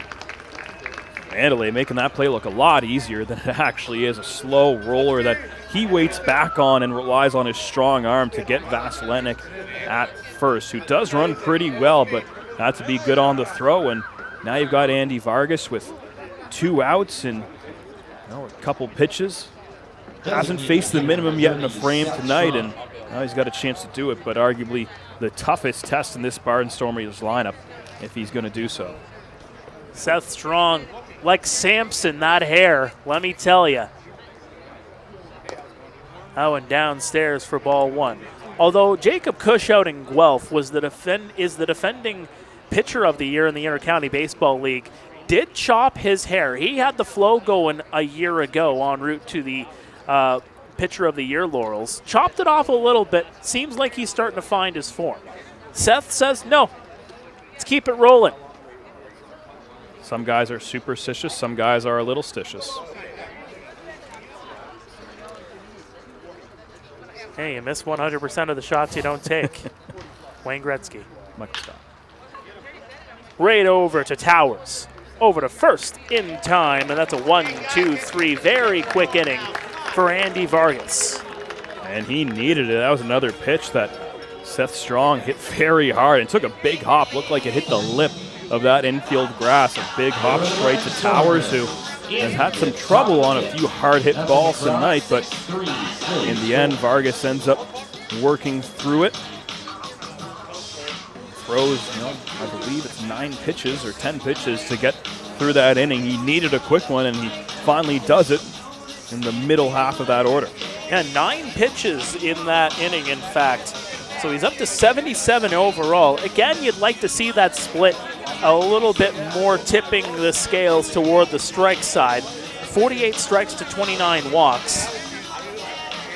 But again, that scale is kind of tipped a little bit more toward the right side of things if you're Andy Vargas as this game has gone along. Well, especially after the first 4 hitters of the game, he issued 2 free passes. He's really settled down and had a lot more command of the strike zone. Obviously, he gave up that home run to Morin, but ever since then, he's cruised right along. Had the balk that brought in a run, but he's looked a lot more comfortable out there. He's been a lot more efficient with his fastball. Looked comfortable using that outside corner now that he's gotten used to James Lyle's strike zone. And with 77 pitches already up on the board, you think you can get, I imagine, at least 1 more inning out of him, and maybe 2 if he can efficiently work through the bottom third of the order next time around. So upcoming here for the Kitchener Panthers, it'll be Ayad Ansari, Jamie Cabral, and Jordan Mandalay to face Aiden Ryan. And Ryan only needed 14 pitches to get out of the 4th, faced the minimum, including that pickoff from Fukuda. But if you're the Panthers, especially in this inning, you got to challenge them. You need those 6-7 pitch at-bats at least. And if you are going to turn on the ball early, you got to do something with it. Yeah, I mean, this Panthers team loves to swing right out of the gate.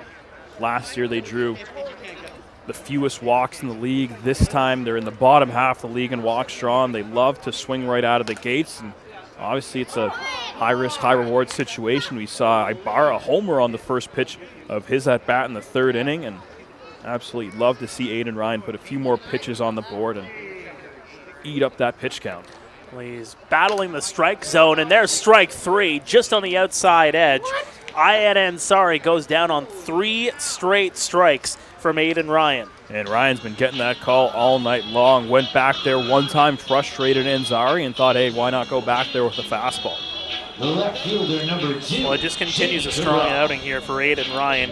Has given up the 4 hits and 3 runs, but that's now 5 strikeouts on the game. compared to Vargas with just 4. And obviously Vargas came out as one of the top strikeout pitchers in the league, and it's kind of been a bit of an opposite tale of the tape tonight. That one's going to be fouled back. Cabral, one of those strikeout victims. His only at-bat so far, that came in the 3rd. His 2nd plate appearance of the night here right now. 0-1. Right over to Morrison. Got it on the hop and throws it away. And Jamie Cabral will be on base. Took a tumble there in the outfield, just shallow down the line. But it looks like he's all right.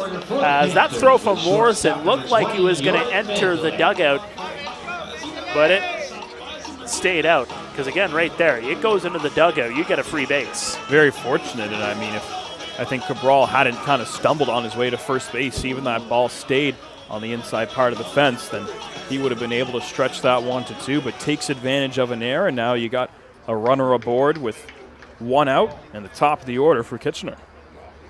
Oh, this is why you have Cabral in the 9 hole, as that one's going to miss. And let's see if they're going to test Fukuda's arm with Jamie Cabral, the league leader in stolen bases.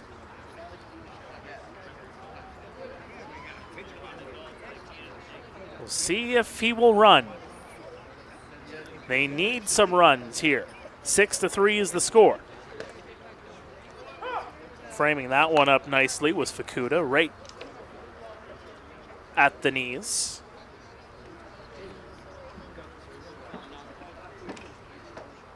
As Cabral and Constantino having a quick conversation over there.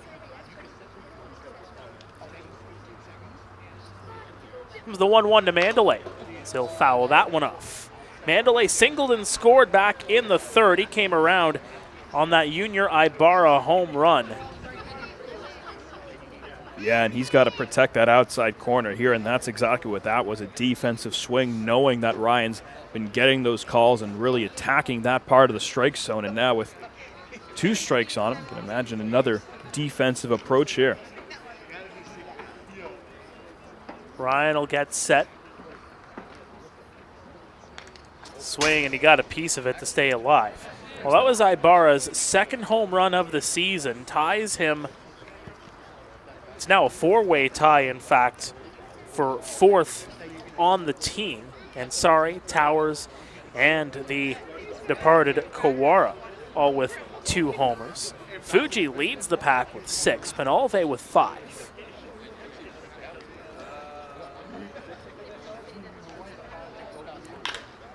Chopper, Goodwin, got it on the hop. Good turnover at 2nd. They'll get the lead runner in Cabral, and there's 2 away with Jordan Mandalay. And that's a trade-off you really like if you are the Chatham-Kent Barnstormers, and that is no disrespect for Jordan Mandalay, but you're taking a speedy Jamie Cabral off the base path. Absolutely, and such a slick play from Sadler Goodwin to make that play, ranging away from the bag at 2nd, just has to flip it despite all his momentum, carrying him into right field, gets an accurate throw off, and obviously tough with Jamie Cabral racing down towards 2nd. And you said it, Mark, you'll take that base runner trade-off anytime. Right in there for a strike. Good location there for Maiden Ryan. It's 2 outs. 2 outs. Penalve is 0 for 2 tonight.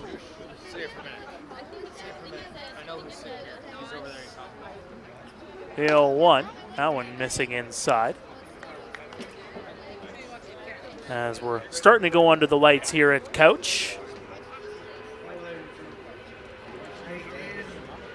Here on a beautiful Thursday night.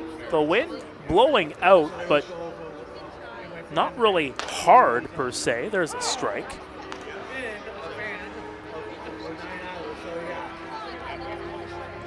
I'd say that home run, particularly Spencer Moray, really kind of caught the draft, if you will, to go over the fence. That put the Barnstormers up 5-0 at one point.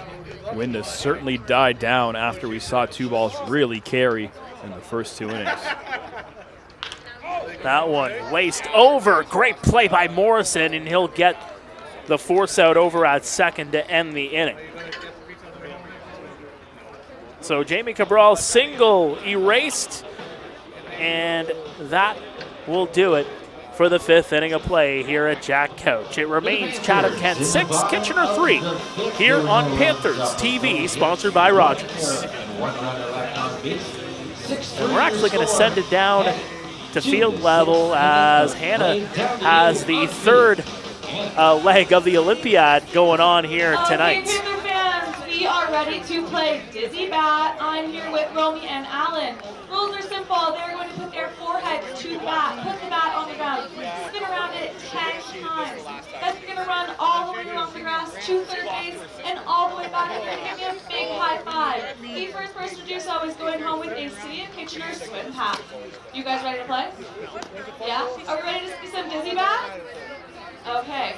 We're going to start right here. You ready? 3, 2, 1, spin!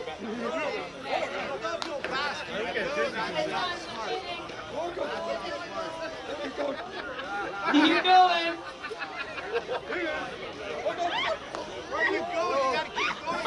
Do we think that was 10 spins? Who's gonna make it? In a shocking turn of events, we're gonna give it to Alan. Thank you so much for playing, guys. What a comeback.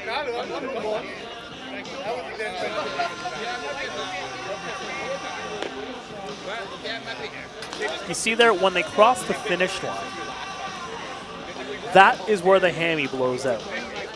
I think what I've learned from this is we're going to have a rules official on hand no matter what. I think so. We've got to have a neutral party to decide. We really do. We really do. And it's definitely not it. If there's anybody out there, maybe there's somebody in the chat that's encouraging us to do this. And by the way, we want to try to get all the broadcasters in the league involved, possibly at one point. Maybe we just do like a league-wide thing. Maybe that's a special event at the All-Star Showdown. I would love to make it all about us. Why not? Exactly. I mean, sure, there's baseball, but it's all about us here in the booth. Well, welcome back here to Panthers TV, sponsored by Rogers. Bottom of the order due up here for the Chatham-Kent Barnstormers. By the way, if any of you in the chat do want to be that neutral party to try and officiate all of us wanting to be athletes, let us know. Drop us a line.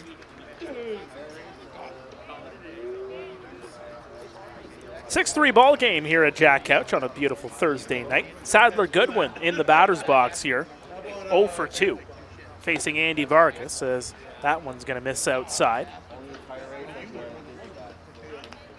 Big opportunity to Vargas to kind of keep that momentum going from that 5th inning when he only threw 9 pitches, faced the minimum, got some help from his defense, and now he gets the bottom third of the order.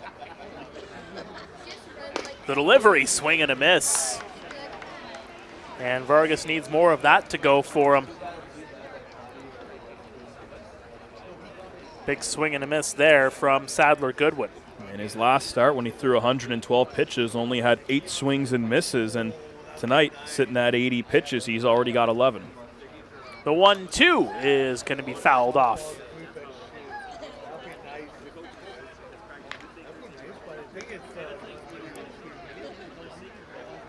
And Vargas again settling in. 6 hits, 6 runs given up.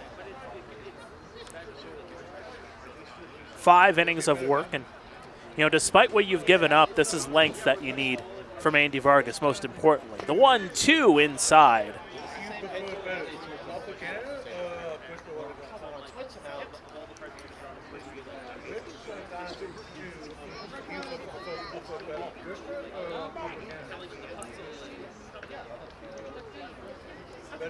Vargas will try again here.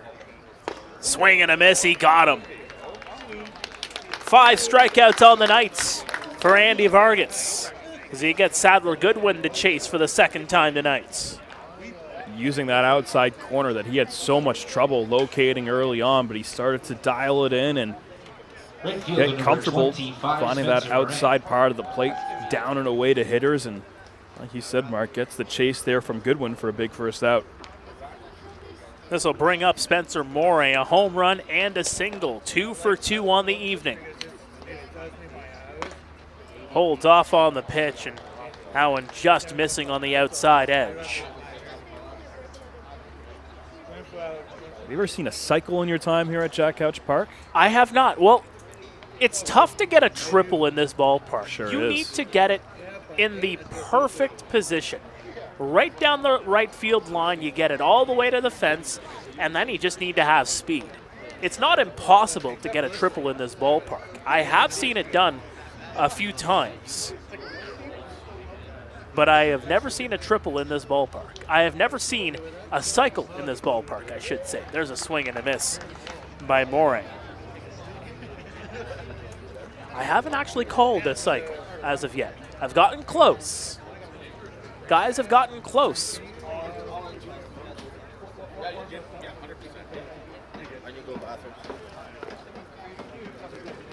The 2-1. Sent high. Deep left center field. Back, back, back, and gone. Morey has double dipped to make it 7-3. 2 homers on the night. Spencer Morey is 3 for 3. Well, we talk about a cycle, but if I'm a manager, I'd much prefer a 2-homer night. Put one on the board right away. Spencer Morey feeling it. Another solo blast.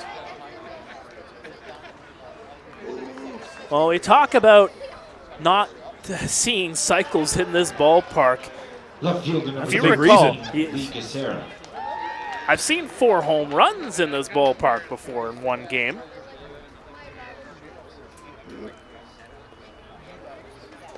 But never a cycle. And that one's going to be down the line. That's a fair ball. Circling around, it's going to be a single for Lee Casera.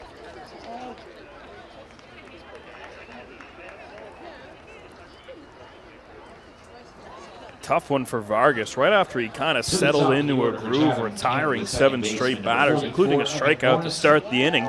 It's the 8 and 9 hitters burning him, and now you got to wonder when you make the move if you're Pete Kiefer. And that pitch count running up and that score, that deficit getting bigger and bigger, got to wonder when you pull the trigger.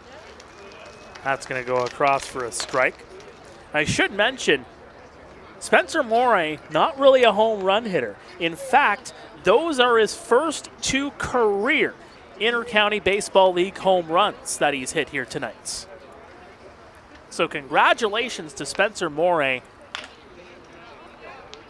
on 2 homers. Throw over to second. They're not going to make the throw over to first. And Evan Morrison will get on with a fielder's choice.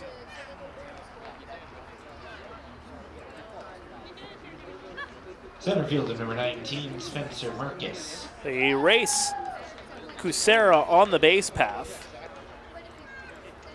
And with 2 away, here comes Spencer Marcus, who is 0 for 2.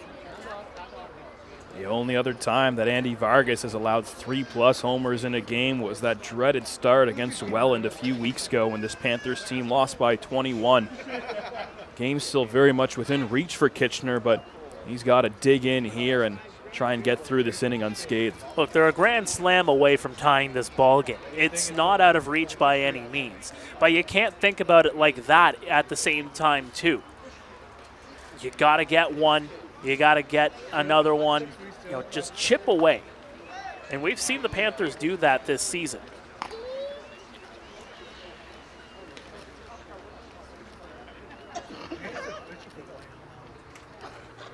fact, we saw it last time these 2 teams played here at Jack Couch Park when it was the Barnstormers getting off to a lead. It ended up being a back-and-forth affair with 21 runs scored overall. No doubt about it. The 1-0, swing and a miss, and the runner's going to go over to second base. No throw, no chance as Evan Morrison gets on over.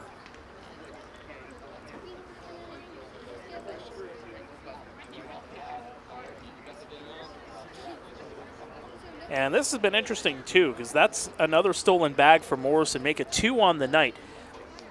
For the two teams that are battling here tonight, there's the 1-1 into the dirt.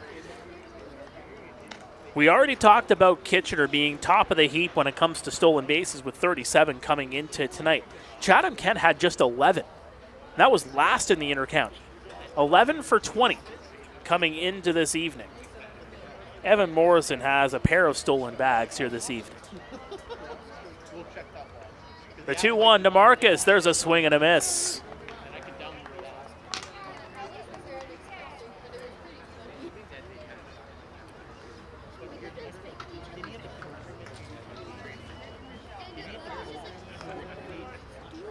He has a walk, but he's 0 for 2 overall.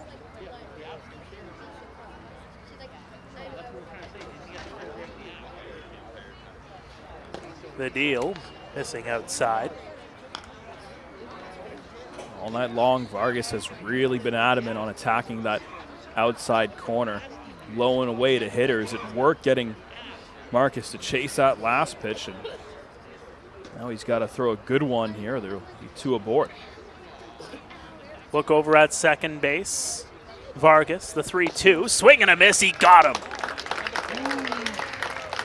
Another strikeout swinging for Andy Vargas. A runner is stranded, but Spencer Moray with his second career IBL home run, his second home run of the game, makes it 7-3 Barnstormers. As I talked about in that inning there, Ian, this is a Barnstormers team that is very formidable, and if you're the Kitchener Panthers, you just got to chip away. That's really the end-all, be-all of it. That's exactly it. And think back to that first inning where things really snowballed, where Vargas struggled to find command of the strike zone, had a couple walks, and all of a sudden you're facing the reigning MVP with the bases load up. You gave up a grand slam on what looks like it's just going to be a deep fly ball. Give up another home run on the first pitch of the second inning, and things kind of snowballed, but the Panthers are right there. Talk about Ibarra's big home run and the first pitch that he saw in the third inning, and Panthers have been able to get a few men aboard, but just haven't been able to string together a good inning offensively. But like you said, Mark, they're really just one swing away from tying the game. They're still within a slam. Well, and the problem that they have been having here, Aiden Ryan has been on point here this evening. It's been arguably one of his better starts of the season. We talk about how he's been very versatile coming out of the pen and getting the start when called upon. This is just his second start of the season, and lowering that ERA more and more. Came in with a sub-3 ERA and good strikeout to walk ratio. Doesn't issue a ton of free passes, just 9 on the year coming into this game. Not a big swing and miss guy either, but that kind of speaks to how well he's had the Panthers' number tonight with those 5 strikeouts. Yep, 5 strikeouts in 5 innings. Has been generating quite a few ground balls at the same time too, and a lot of speedy offensive players for the Kitchener Panthers have beaten out some of these double play attempts.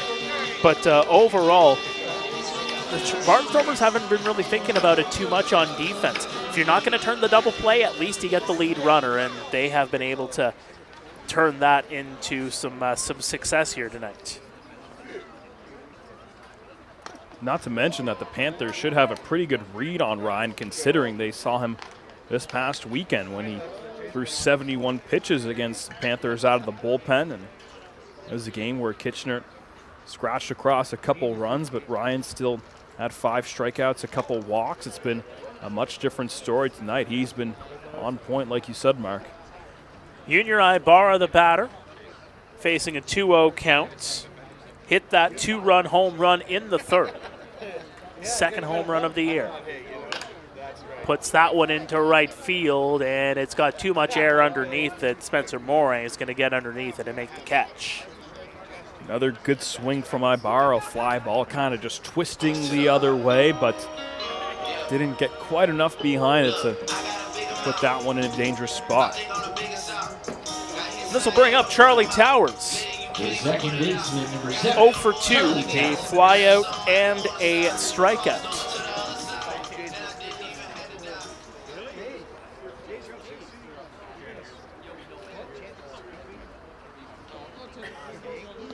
And that'll go inside. Towers, after an 0 for 2 start tonight, now 0 for his last 8. Hasn't had a hit in a couple straight games, but he had a positive start to the year, just going through a bit of a rough patch right now. Fouls that one back.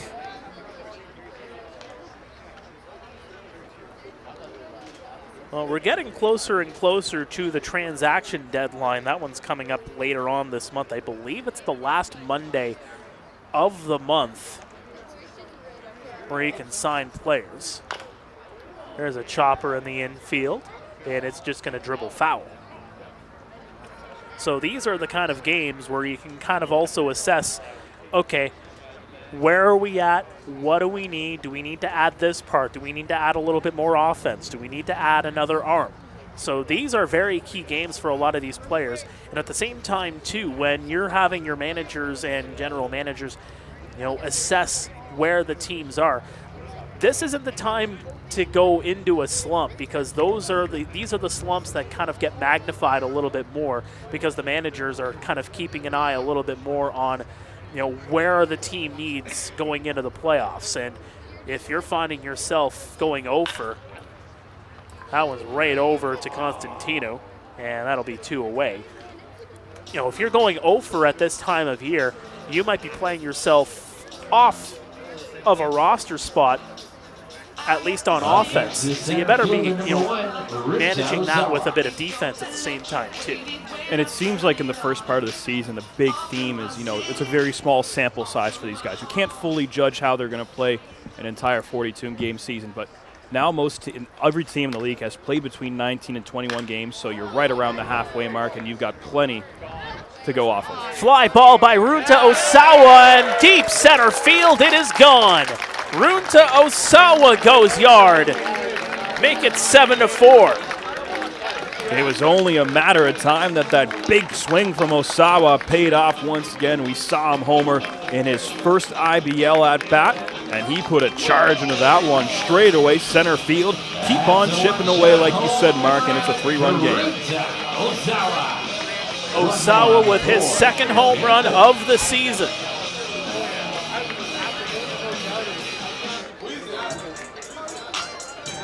And it is a 3-run game here on a Thursday night at Couch.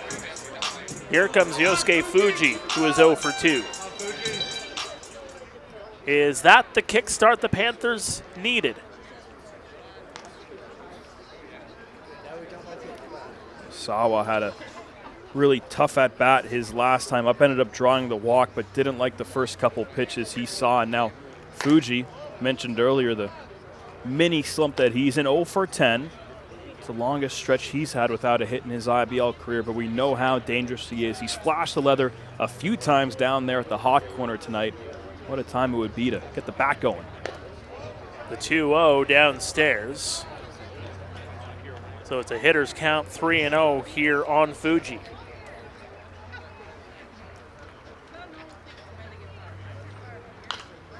Fouls that one back. Fights it off. Gave him the green light on a 3-0 count. It's that trust. You build that kind of trust with 6 home runs on the season. The 3-1 upstairs, and Fuji will take the base. And now up to the plate, here comes A.J. Carosis. Talk about the recent power surge that we've seen from A.J. Carosis. An OPS that he's gotten up over 800 with, of course, the triple Tuesday night in Guelph. Had the homer, his 3rd of the season, Saturday night down at Fergie Jenkins Field. He's been swinging a hotter bat than we saw in the middle stages of this season. Chance now for him with the tying run on deck. And there's a conversation on the mound. I think they're actually getting rid of Aiden Ryan. Yes, indeed. There he goes. So a pitching change coming here for the Chatham-Kent Barnstormers. Aiden Ryan is done. We're going to head to a 30-second break. When we come back, we'll continue on with the bottom of the 6th. It's 7-4 Chatham-Kent here on Panthers TV, sponsored by Rogers.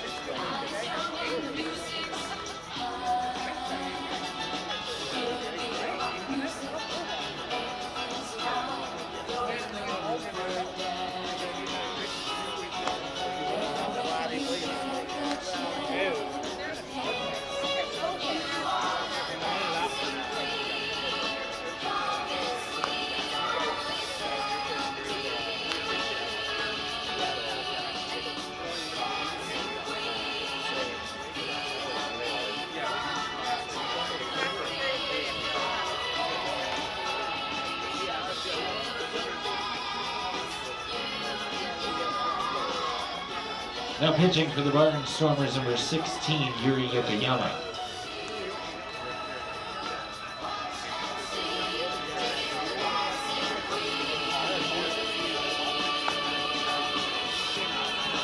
All right, welcome back to Panthers TV. Aiden Ryan comes out of the ball game after a pretty good performance by him, to say the least. Yuri Yokoyama will come in for the Chatham-Kent Barnstormers. It'll be up to Yuri Yokoyama as to how good of a night it looks for Ryan in the end. As of now, the 4 earned runs on the board, but of course he's responsible for the runner at first as well. Can Yokoyama keep it a 3-run cushion for Chatham-Kent? He's been pretty good this season, and ERA up around 2.5 and a whip of 1.3. He's gotten a lot of strikeouts, and now he gets into game action for the first time since Sunday.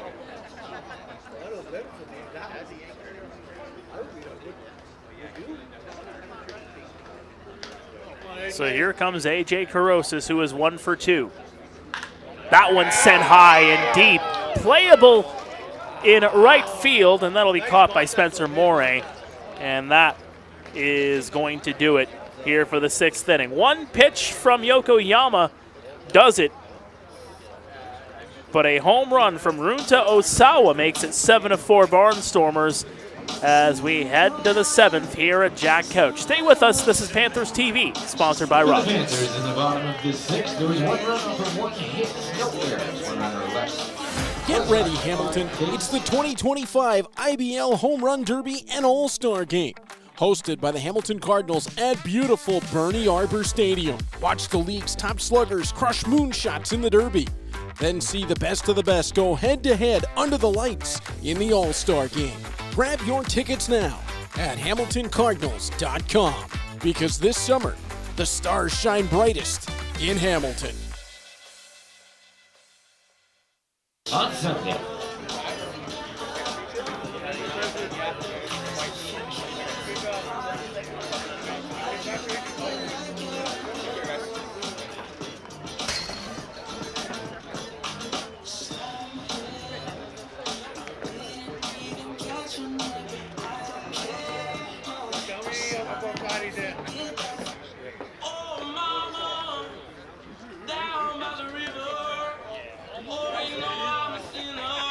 Now pitching for the Panthers, number 51, Brett Reed.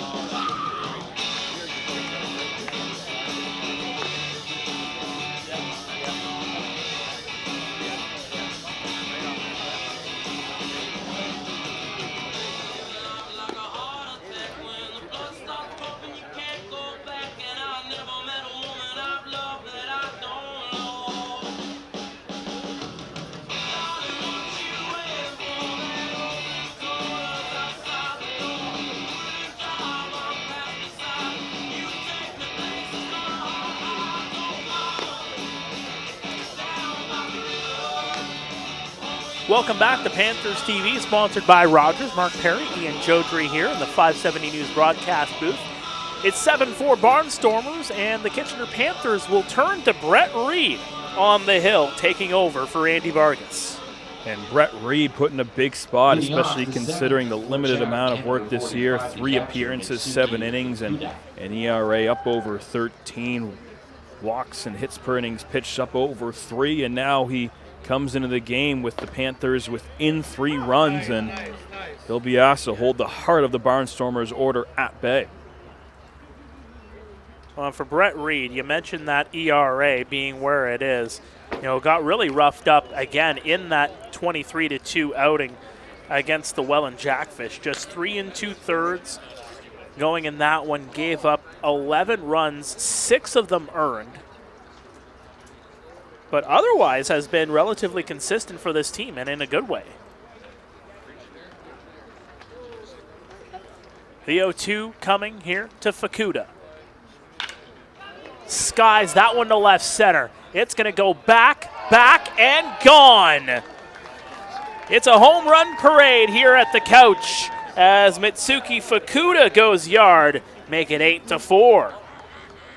That is a rude welcome for Brett Reed. Comes right into the game, has to face the number 3 hitter, and serves up an absolute nuke to Fukuda, who got all of that ball, barreled it up, and a no-doubter over the wall in left center. Mitsuki Fukuda now with 2 home runs on the season. There's a whole bunch of them at 2 homers on the year for the Chatham-Kent Barnstormers, who came into this game 8th in the IBL with 16 home runs on offense. Sadler Goodwin led the way with 4 homers. That one sent high. Playable, though, in shallow left, and unable to make the grab there was Fuji, who was listing over there with Cabral trying to make that grab. Just lost the ball at the last minute. And I think that's a ball that Cabral has to call him off for. That's the left fielder's ball all the way, hung up in the air long enough for him to get there. But with how good Fuji is defensively, I think Cabral kind of gives him the benefit of the doubt. Hey, go make that play when he calls for it. But in the future, that's the left fielder's ball. So it'll bring up Vasilinik, who is 0 for 3. That one downstairs.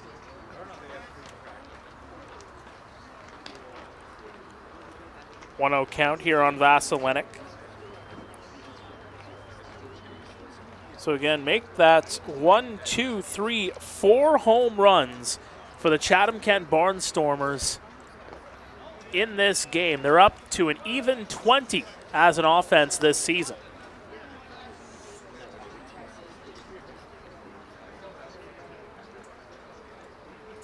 Would imagine their biggest home run output of the year. Law of averages, of course. The 2-0 into the dirt. Definitely talked about a team that had been lacking some power this year, but had been getting by on timely hitting and winning ball games in that fashion. And how they've really flipped the script here tonight and played to where they needed to. Talk about the best road record in the league, and they're showing why. The 3-0 is going to miss inside, and Vasilinik gets on. And here comes Seth Strong with 2 runners on base.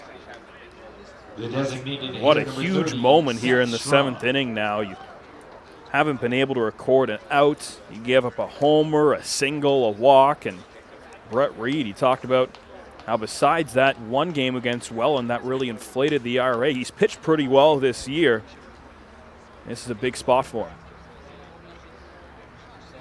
So Constantino on second, Vasilinik on first.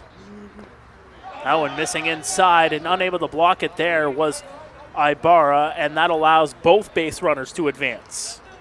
And now the task at hand just got even tougher for Brett Reed. Not going to have a double play ball, not going to have a force at either bag. Now you're going to hope that your infield can hold things down.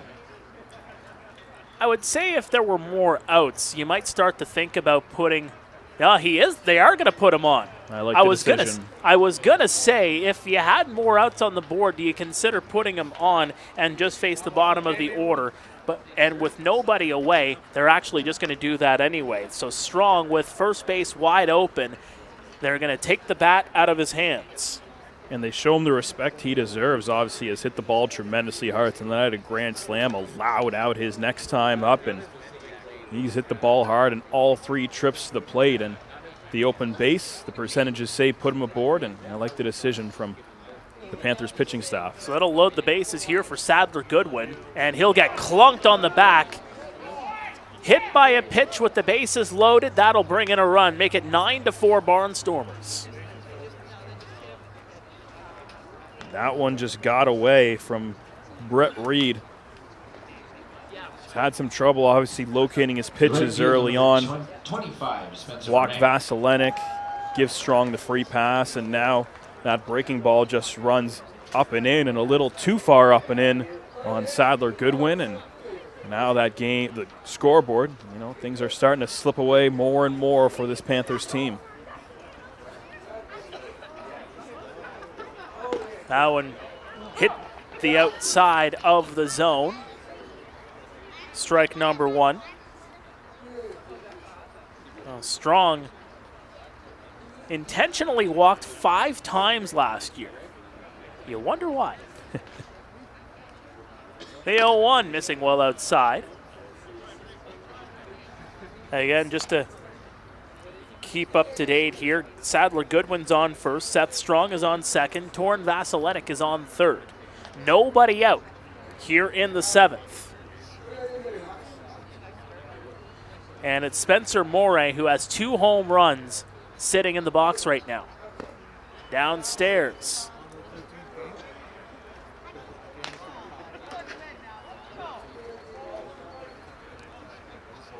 And this is a very dangerous situation if you're the Kitchener Panthers. If you have any hope of getting back into this game, you got to start getting outs, and you got to get them right now.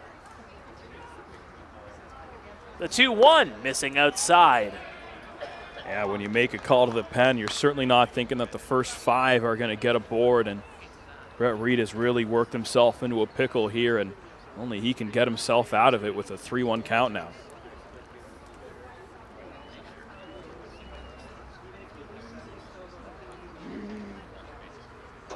The 3-1 from Reed.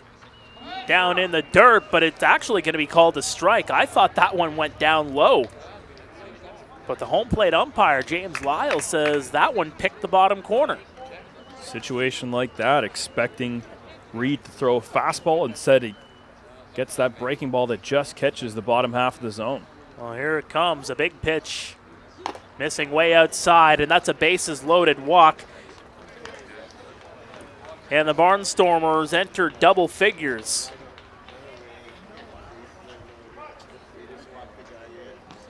And here comes Pete Kiefer. I think this is it for Brett Reed.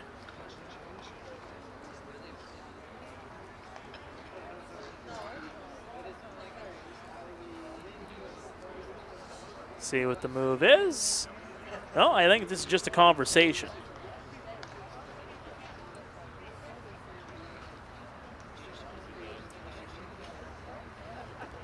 While we're at it, big shout out to Dan Dominguez. He is a stat master, let me tell you.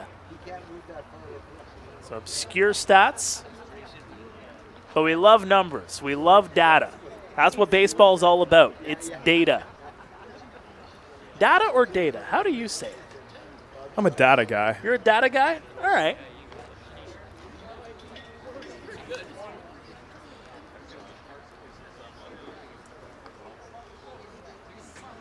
I think that Pete Kiefer is just trying to settle down his young pitcher here. Obviously a really tough situation he's in, and just try to remind him to throw strikes. You got a really good defense behind you. Just put the ball in play and let them take care of things. Lee Kucera laces it down the line. Foul.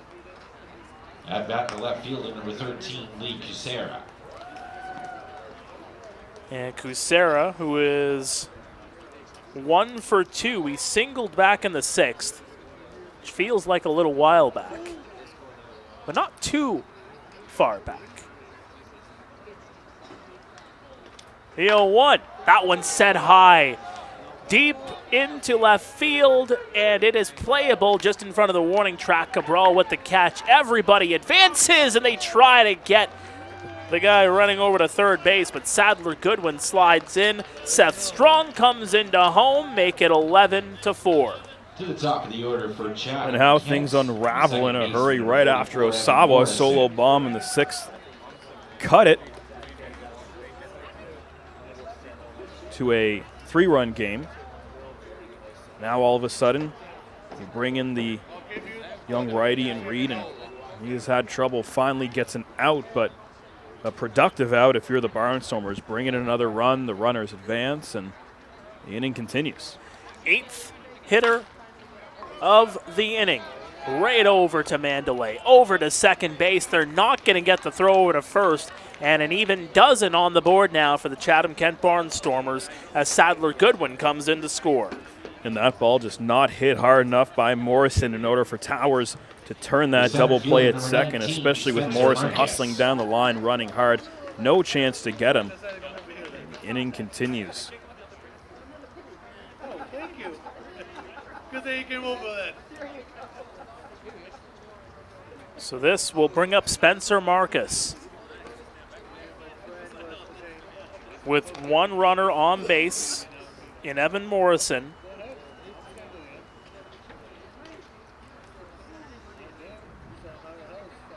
The 9th hitter of the inning.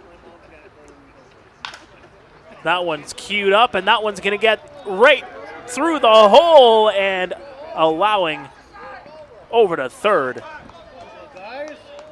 Gets away from Fuji as Towers just couldn't handle it over there in shallow right.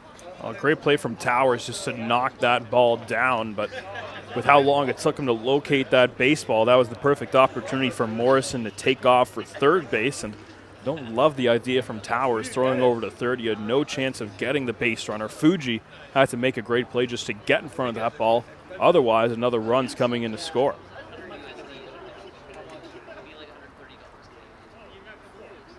And that is going to do it for Brett Reed.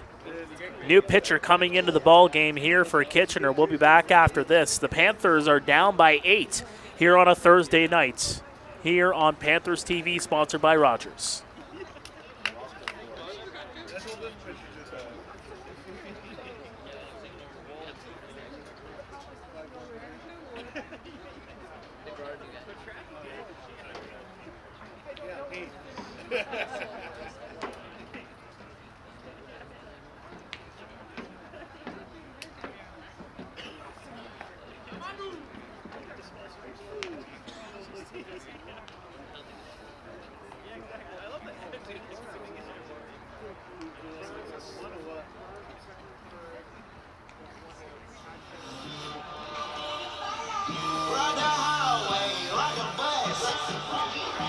Pitching for your Panthers, number 49, Jade Kozak.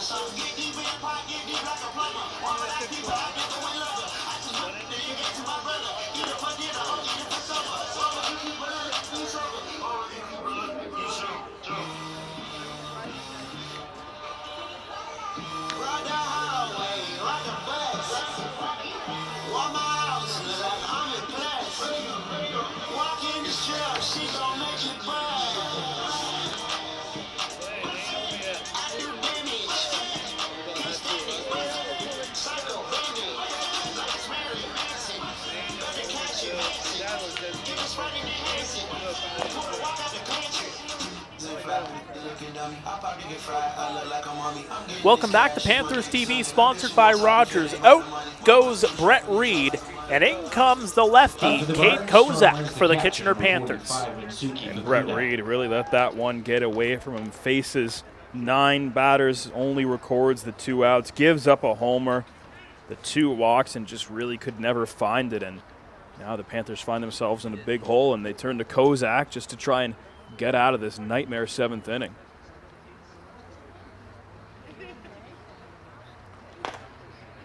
The lefty deals for strike one here on Mitsuki Fukuda. His second plate appearance of the inning. Last time he came up, a solo shot.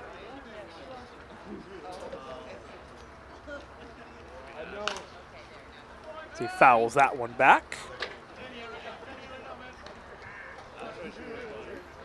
So now Kozak gets way up in the count, 0-2, and a chance to try and get out of this with one pitch now.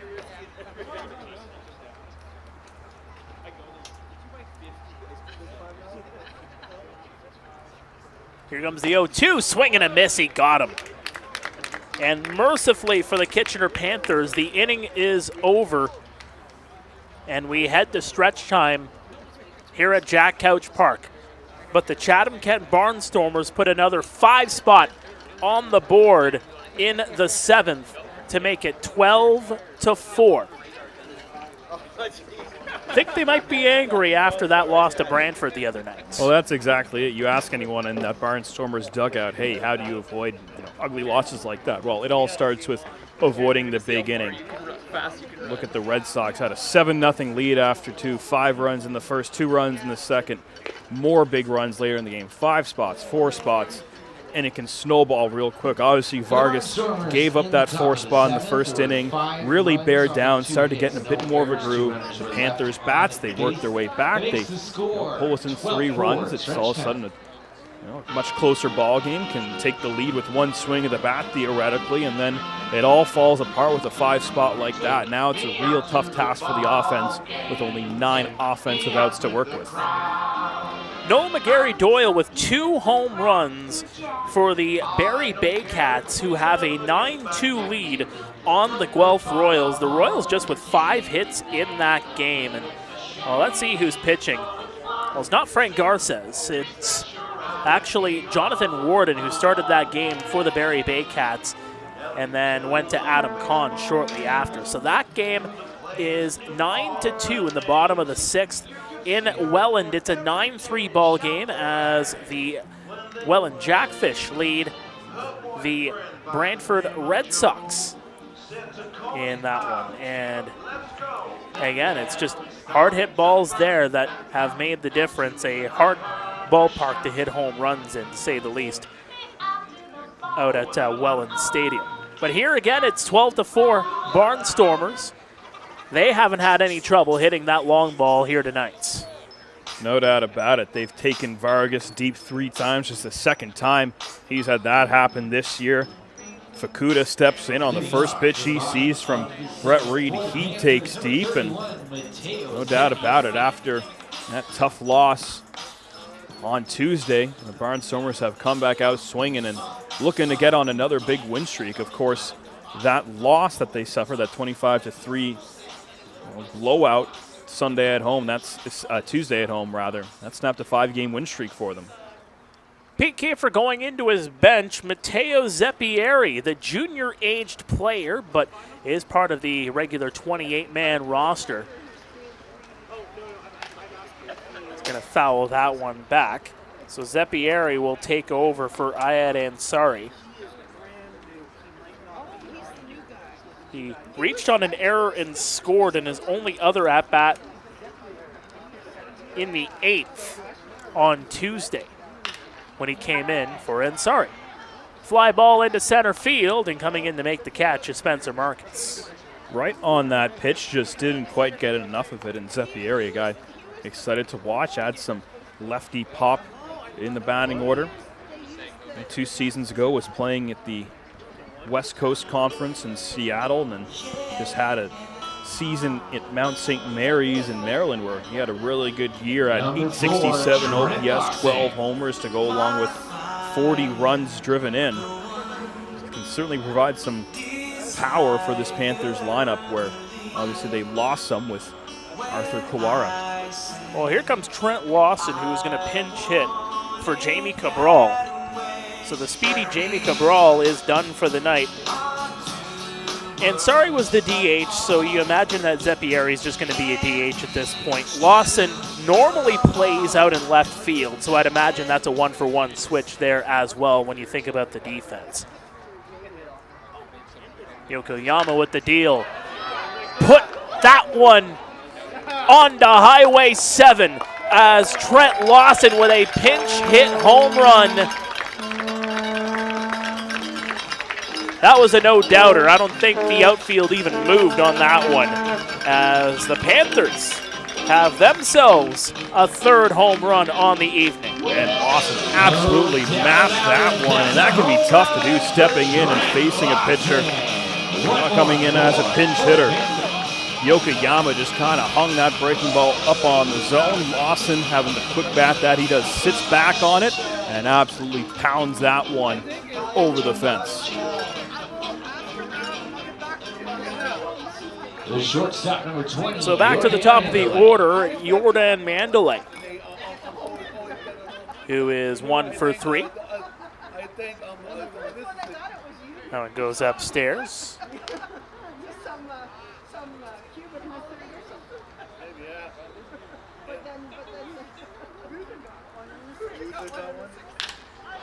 Now that one's going to go a long way. Back-to-back jacks for the Kitchener Panthers. Similar location. Lookout windshields on the highway. And that's how you chip away, but they got a lot more chipping to do. Well, that's just it. After they gave up a big inning of their own, thinking, well, they're going to need a crooked number on the scoreboard if they want to get back in this ball game.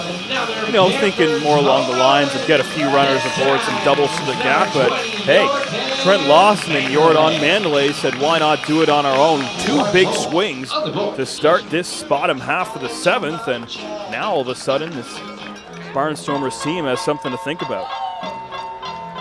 Well, now there's a conversation on the hill as Yokoyama, Fukuda, and Rendon have a meeting of the minds out there. Try to settle down his lefty reliever. Right fielder, number 67. So here comes Giovanni Penalve, and officially that'll go down as a mound visit. Not to mention Yokoyama came into this game in a tough spot with a runner on base and Carosis at the dish, and talk about the power he had provided recently. Got him to fly out on the very first pitch and has not had the same kind of fortunes here in his second inning of work. Excellent movement on that pitch. That had a whole lot of movement from Yokoyama. That'll go in for strike 1 here on Penalve. That'll get by Fukuda. Evens the count at 1-1. I know. Listen, as someone who has a girlfriend, I know how expensive flowers can be.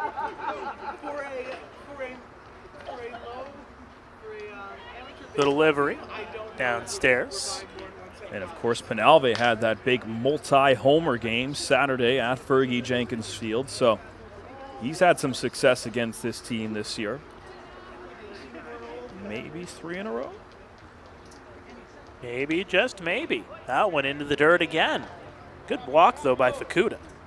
Yokoyama might not want to give him a pitch to hit here. 3-1, and this is a perfect situation for Penalve.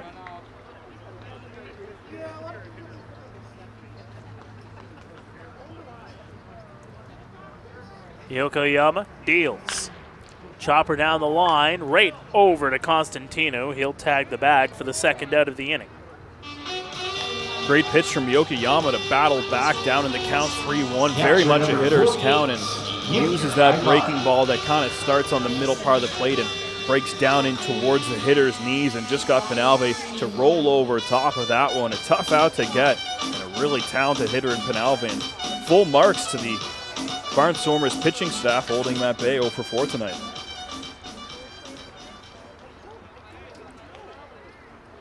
See what Ibarra can do here.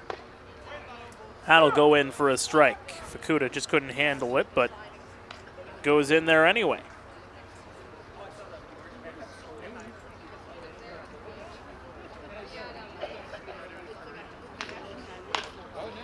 That one's sent into right center. Getting underneath it, though, is Spencer Moray. He'll make the catch. So that'll retire the side, and we're through 7 here at Jack Couch. Back-to-back home runs, though, from Trent Lawson and Jordan Mandalay make it a 6-run ball game. Still a lot of work to do for the home side with the Chatham-Kent Barnstormers leading as we head to break. Stay with us. This is Panthers TV, sponsored by Rogers.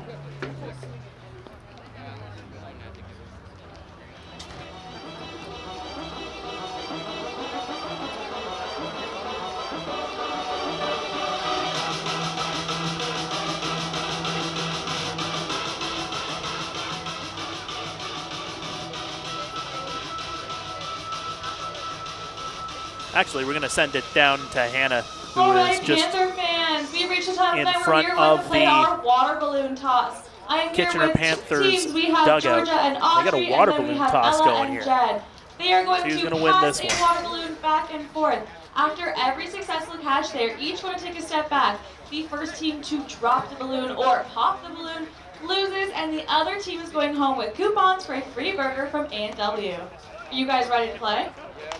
All right, let's go. Throw number 1. Okay, step back. And again. Okay, they're pretty good. Okay, you get 1 freebie. Keep going.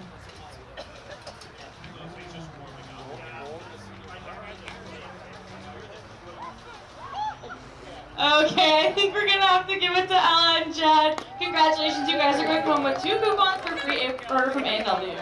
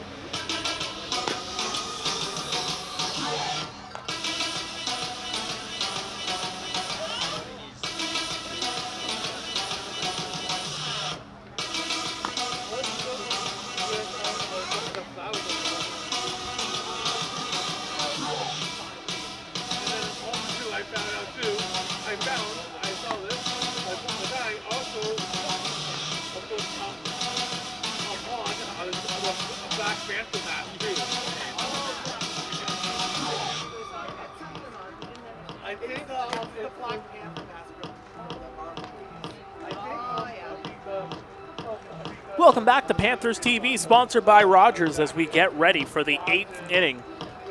Mark Pare, Ian Joudrey here. Don't forget, the Panthers back in action coming up this weekend. A home with the Toronto Maple Leafs.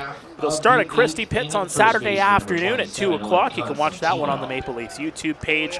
And then right back here on Sunday, it is a special 5 o'clock start. Kitchener Memorial Auditorium in behind us gets a little busy at this time of year on Sundays. So the 5 o'clock starts on Sundays will be a thing for the next couple of weeks, as that'll be pitched outside for ball 1 on Owen Constantino. For the Chatham-Kent Barnstormers, meantime, continuing on their road trip, they will be in Welland on Saturday night at 6:05. Into Guelph on the 8th next Tuesday. They don't actually return home to Fergie Jenkins Field. Their next home game is not until the 12th of July. Big road swing coming up, and it's a team obviously that doesn't mind playing away from their home ballpark. A win tonight would push them to 10-2 on the season on the road. Yeah, they're not afraid to be road warriors, that's for sure. The 3-0 missing outside and 4 straight pitches to Constantino. He's going to take the base. Yeah, that matchup with the Jackfish on Saturday, though, a battle of the top 2 teams in the league. That's going to be a good one. Just their second meeting of the season, and their last meeting, it was a 12-2 final, the Jackfish defeating the Barnstormers back on May 31st. So you know they're going to look for an iota of revenge in that one.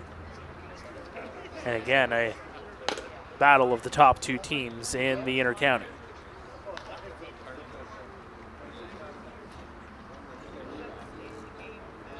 So here's Torin Vasilinic walked and scored, part of that 5-run 7th inning. Kozak delivers upstairs.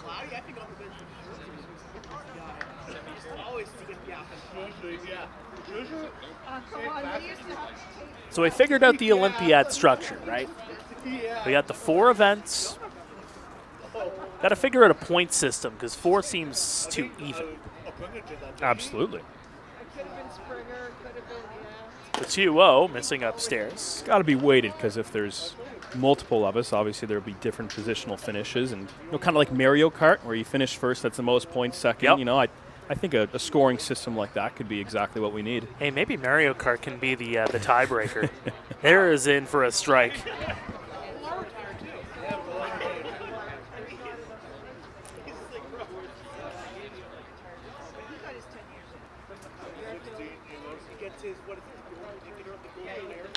That one sent high. Playable in center field. Osawa gets underneath it. He'll make the catch. Vasilenic retired, and that'll bring up the Panda. It's incredible the kind of night that the Barnstormers have had, and they've done it without their two-way threat. And Torin Vasilenic now 0 for 4 on the night. Hit that one a mile in the air, but looking to get things going. A slow start for him this season, and Panthers have done a good job limiting him tonight. Well, here is Seth Strong. They intentionally walked him last time he was at the dish. Holds off on the swing there for ball 1. Such a smart player. And talked about earlier his situational hitting last year. That's why you saw the RBI rack up so fast for him. That time the good awareness to lay off that pitch up and in. Lays off of another one inside. Good eye from the Panda. Of course, his first look against a lefty tonight after his first couple of bats coming against the big righty and Andy Vargas. It's got that lefty-lefty matchup.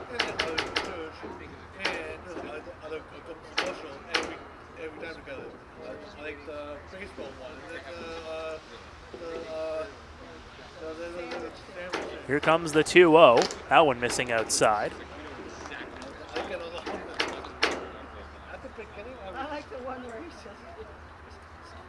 Well, when it comes to matchups, Seth Strong against lefties hit just 263 compared to hitting 369 against righties last year. Against lefties, that 263, that was 10 for 38, a double.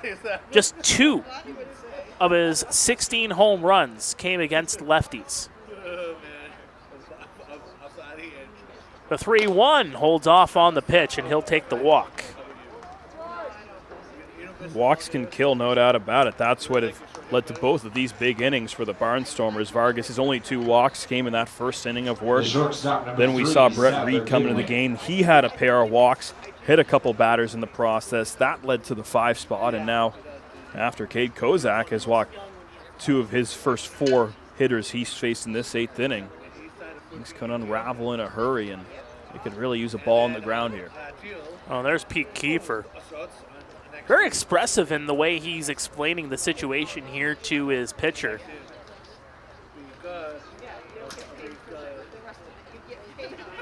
As Kozak will stay in the game. He'll face Sadler Goodwin.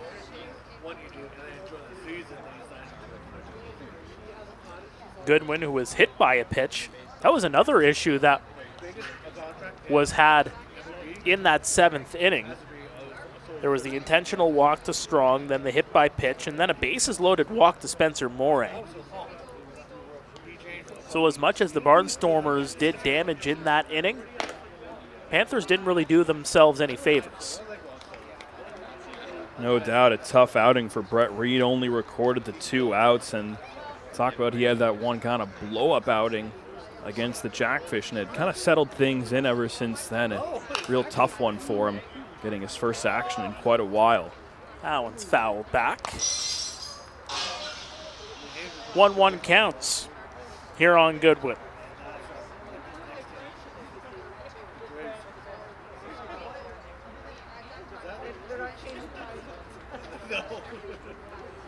.28 years of age, Swing and a miss for strike 2.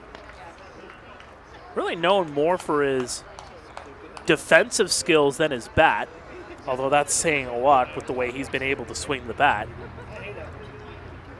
That's right. Definitely known for that glove at short, but coming in with a .999 OPS. Not too shabby. That one inside, 2-2, and there's that eye that he has as well. Studied at Troy University and the University of Tennessee at Martine. Also actually minored in advertising and journalism. He might be coming for my job soon. The 2-2. Right in for strike 3, and Goodwin goes down looking. Beauty breaking ball that time from Kozak. Just froze Goodwin with that one up in the zone. Thought it was going to stay up there for ball 3. Instead, it runs down low and catches the top half of the zone, and no argument from Goodwin on that call. And now another dangerous hitter in Spencer Moray coming to the dish. Has reached base in all 4 plate appearances tonight. That includes a single and 2 home runs as he takes one up and in for ball 1. Quite the night for the 6 and 8 hitters. Strong and Morin combining for 7 RBIs so far tonight. Right over to Towers, fields it over to first in time, and that will end the inning. So they get out of a jam with a couple of base runners on. They are stranded as we head to the bottom of the 8th. And I talked about chipping away. 6 outs to go. You got to go for it here. Absolutely. Got to see if P. Kiefer kind of empties the bench and we see a few more pinch hitters. We obviously saw Zeppieri and Lawson come in that 7th inning, and wouldn't be surprised to see more of the same. You look at this game almost like a heavyweight boxing fight.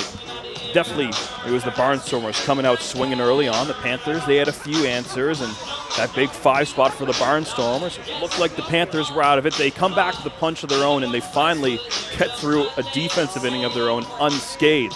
And it seems like it had been a while since the Panthers had put some runs on the board and then held the Barnstormers scoreless in the top half. So a big one that time around. They get out of the jam, and by no means a close game right there. Still 6 runs the difference, but a chance for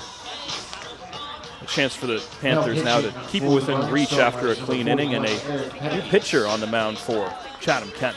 Yeah, that is Eric Pettipies, the second-year player out of Dorchester, taking over for Yuri Yokoyama, who gave up a pair of home runs in the last inning from Trent Lawson and Jordan Mandalay. Pettipies on the year has the 2 saves, an ERA up over 5.5. Doesn't walk a lot of guys. Has quite a few strikeouts to his name, and he got into that blowout Tuesday against the Red Sox. Only recorded the 2 outs, so gets his 2nd inning of work in the span of 3 days. Well, the Goshen College alum will try to get the Barnstormers through the 8th inning. Again, 6 outs to glory here on a Thursday night for the Chatham-Kent Barnstormers, who have really taken it to the Kitchener Panthers here with a handful of home runs, including that big grand slam home run on the 2nd pitch of the season, seen by the defending IBL MVP, Seth Strong. Just kind of set the tone for the rest of the game. Vargas was just 1 out away from getting out of the jam, but hung a breaking ball to Strong, absolutely pounded it to center, and the Panthers have been playing catch-up the rest of the ball game. That'll go in for strike 1 here on Charlie Towers. It'll be Towers, Osawa, and Fuji due up here for the Panthers. Of course, that can change a little bit depending on how Pete Kiefer works his bench.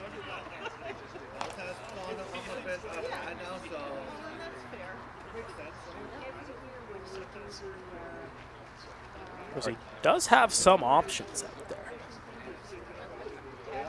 The 1-1 missing downstairs. We already seen Trent Lawson come. And I'm just going by the scorecard that was given to us before the game. You know, most of them are pitching options here, but you know, we've seen Zeppieri come in as well as Trent Lawson, as that one's lined over, grabbed there by the first baseman, over to first, and he can't make the play. Getting in safely is Charlie Towers, and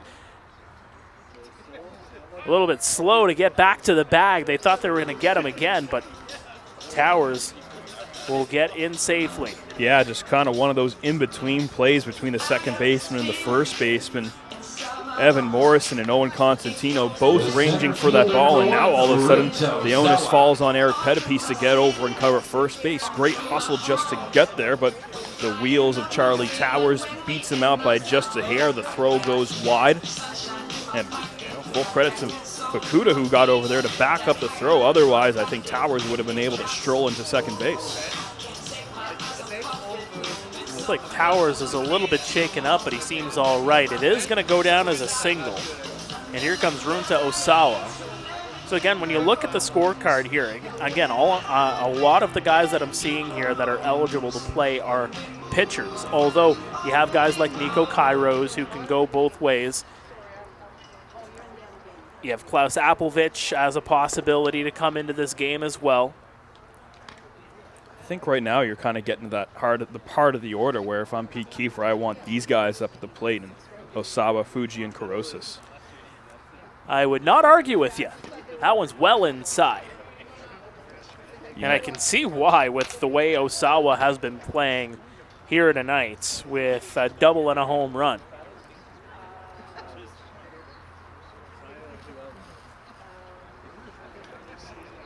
The 2-0. Good framing there by Fukuda. Brings it up into the strike zone for strike one. Osawa, one of those high risk, high reward guys, strikes out a lot. Already 10 early on in his career, but has that violent swing that can turn that bat on its head in a hurry. We saw that his last time up.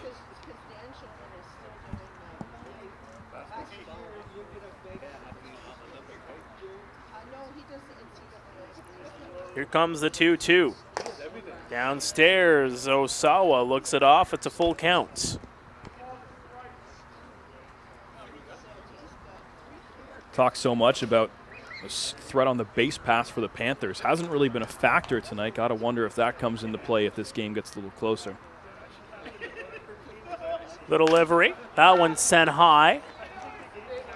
And it's going to go into the seats and out of play. So Osawa stays alive.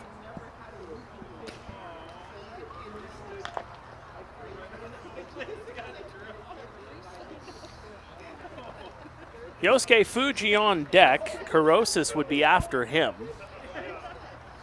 So it looks like those are the two batters that they are going to go with, depending on how this goes around. And that one is going to be fouled off.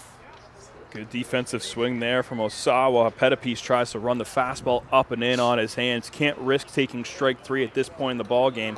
Just fouls that one off and hopes Pettipies makes a mistake here at a 3-2 pitch. Eighth pitch of the at-bat coming here. The 3-2. That one's lined down the line. Foul. Just re-rack what I just said. Rewind the tape. Be kind, rewind. We got any of those broken records back there that we can play? I think so. Might be an 8-track back there.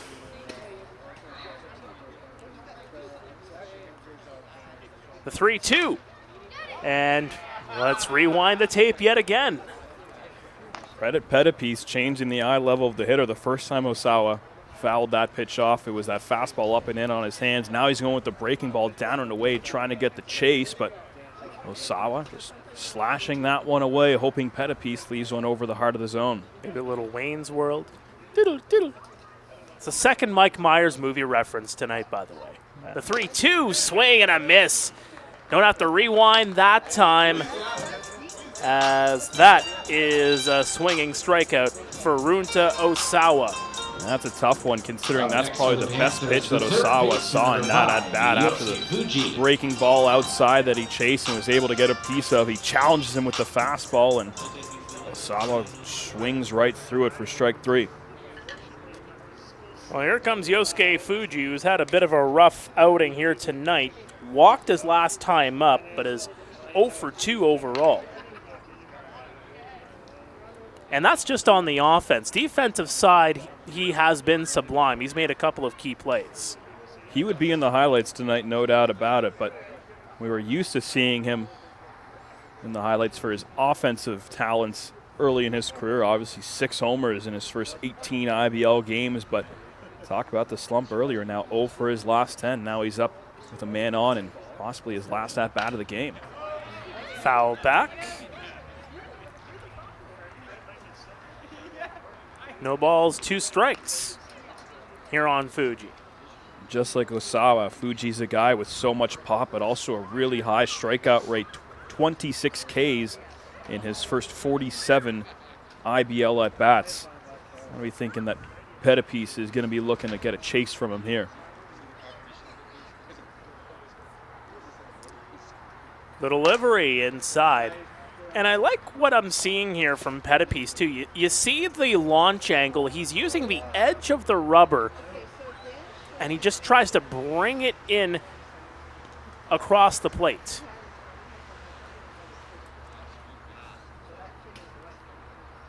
That one's going to miss outside.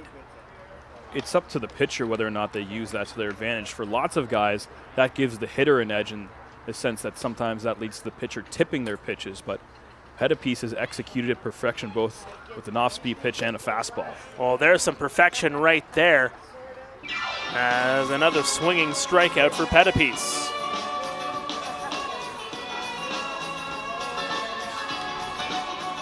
So here comes A.J. Carosis, who is 1 for 3 on the night.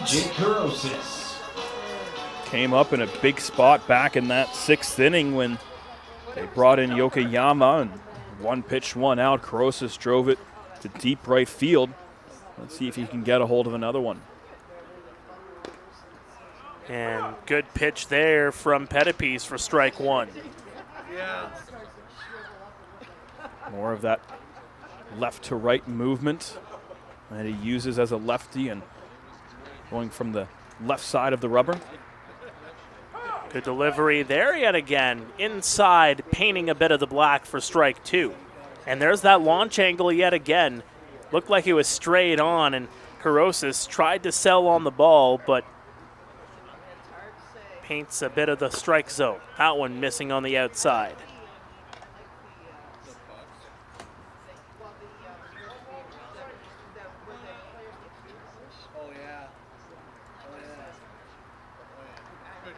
Pettipiece has been busy all season long for these Barnstormers. Swing and a miss for strike 3, and he gets out of the inning yet again.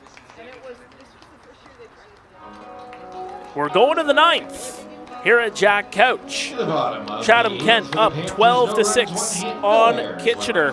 We'll be back after this. Stay with us. This is Panthers TV, sponsored by Rogers. Hard line drive up the middle. Whoa! Lindor out of nowhere. How did he do that? That Lindor can play. I don't know about that hair. And don't get me started on those gloves. I don't know. I kind of like it. It's time for a revolution. The Ref 1X by Ronald.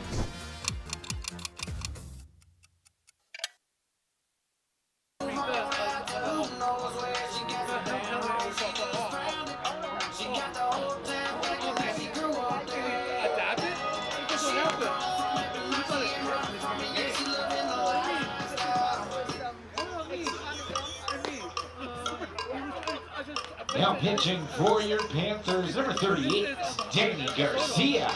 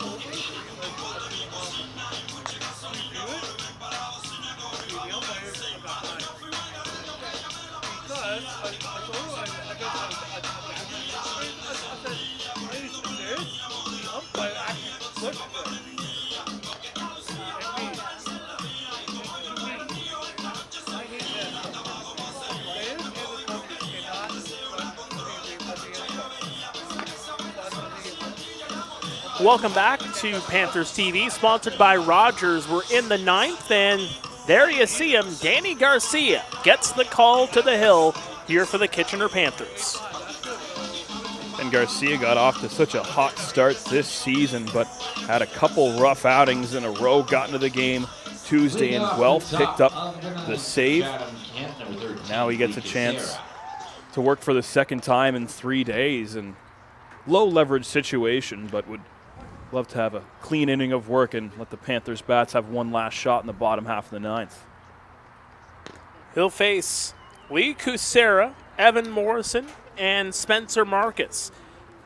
Albeit the Barnstormers also have a bit of a bench to work with as well. We'll see if Jill Randon sends somebody in to pinch hit, at the very least to get in at bat. The 1-0 missing on the outside.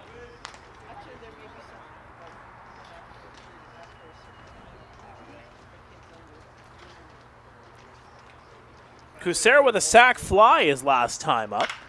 Lines that one over. Good clean play there from Fuji over to first in time.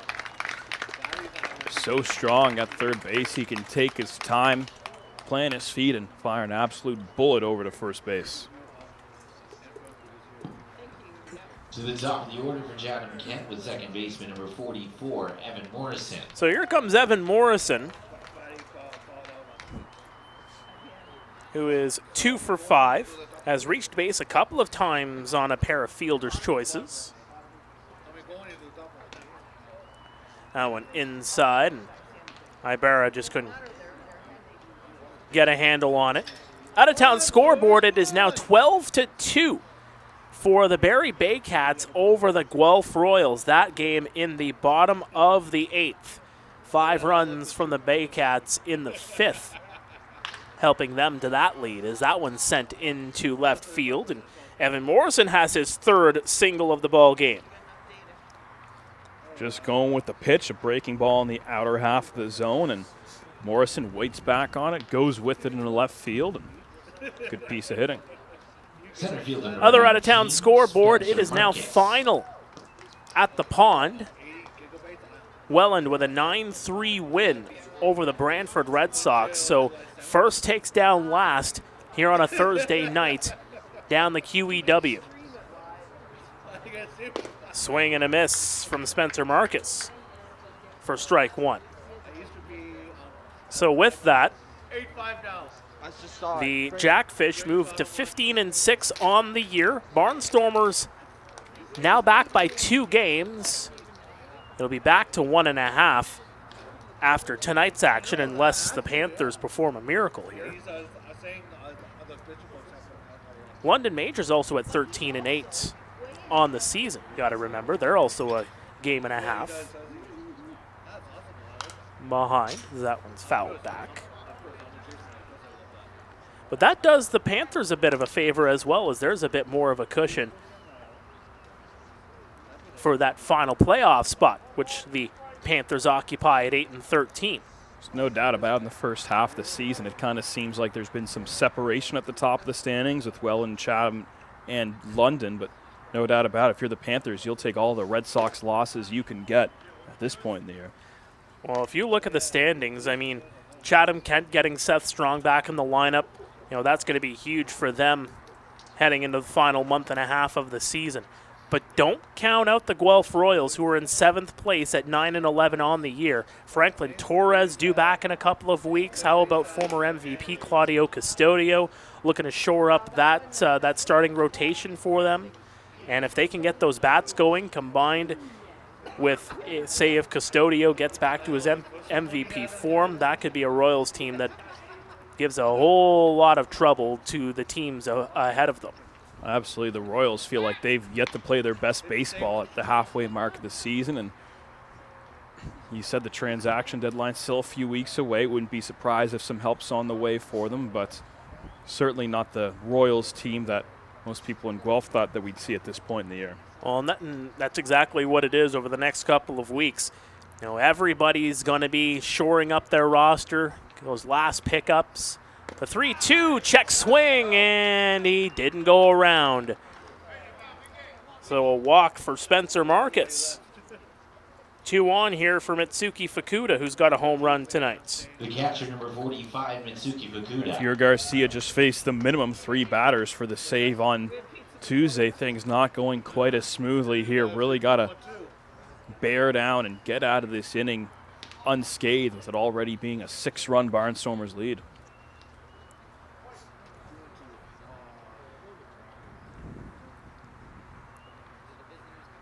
Fukuda has crossed the plate twice here tonight. Takes one well inside for ball 1.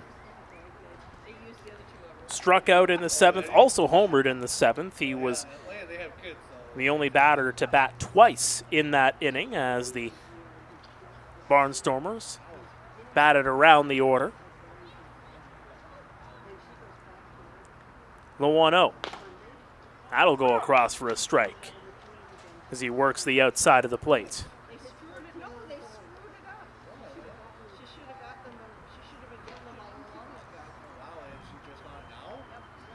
Barnstormers with 12 runs on 12 hits here tonight. Kitchener with 6 runs on 8 hits. That one's down the line. That is a fair ball. Getting the wave home is Evan Morrison. Make it an unlucky 13 on the board. And an RBI single from Mitsuki Fukuda. What a good swing on a pitch that didn't even look like it was in the strike zone. Up and in on his hands, just pounds that one on the ground and just sneaks it inside the third base line. Fuji's so solid at third that even that one's out of his reach. Down into the corner, another run comes in. It might just be the final knockout blow that this Barnstormers team needed. So here comes Owen Constantino. 6th time at the plate tonight. Cues that one down the line, foul. Has crossed the plate twice as well. Was one of the runners aboard for Seth Strong's grand slam in the 1st. Was also one of those 5 runs that came across in the 7th inning. The 0-1 sent into left field. It's going all the way back, and against the fence it goes. Getting the wave home is Spencer Marcus. Make it 14-6. Just one of those low sinking line drives, kind of twisting away from Trent Lawson. Doesn't give him enough time to get underneath that ball, and time just ran out in a hurry. And another good piece of hitting from Constantino after he saw Fukuda put one down the left field line. So the long single will bring Torin Vasilenic to the dish. And this is just the Barnstormers just putting bat to baseball, putting it into the gaps, and just, circling the bags. In on the hands, shallow right field, and making the catch there is Charlie Towers. You said it, Mark. No one trying to be a hero. No big home run swings. You've just been putting the ball in play, and some good pieces of hitting on some pitches up in the zone that usually end up being chases, but Garcia getting knocked around here after a really good outing on Tuesday. And it's a respect thing, right? Like if you're the Barnstormers, you have this game in hand. You're not here to show up the opponent, but at the same time too, you don't want to peel back a little bit and get into that bad rhythm and those bad habits, if you will. Just continue to swing the bat. And if the hits are coming for you, they're coming for you. Still got to make every at-bat count, but you're right. You're not going to take that extra base in that situation, but you're still going to go up there and have a professional at-bat. So here's Seth Strong, who is at a strong game. I know, but I don't think they will now. Has walked the last 2 times he's been at the plates. The GM can go and Missing outside is Garcia there. Meyer can take over.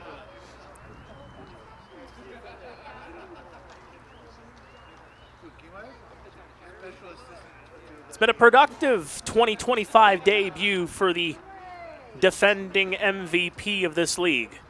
I agree with you. Low on 1. Swing, and that's going to go foul down the right field line. 1 for 3. Of course, 4 RBI, all of those coming from that first inning grand slam. I'm happy about this. On Canada, the entire team. We knew he was going to be a handful coming into tonight, Ian, and well, he set the tone early, and it really sparked this team coming in. As that one sent a mile away, the Pandas double dipped. That's a 3-run bomb from Seth Strong. 17-6, Barnstormers.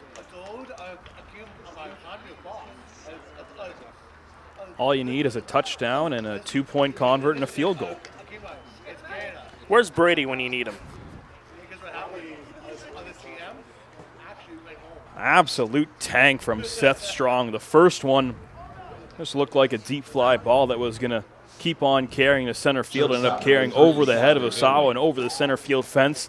That one, an absolute majestic blast, and another 5 spot for the Barnstormers.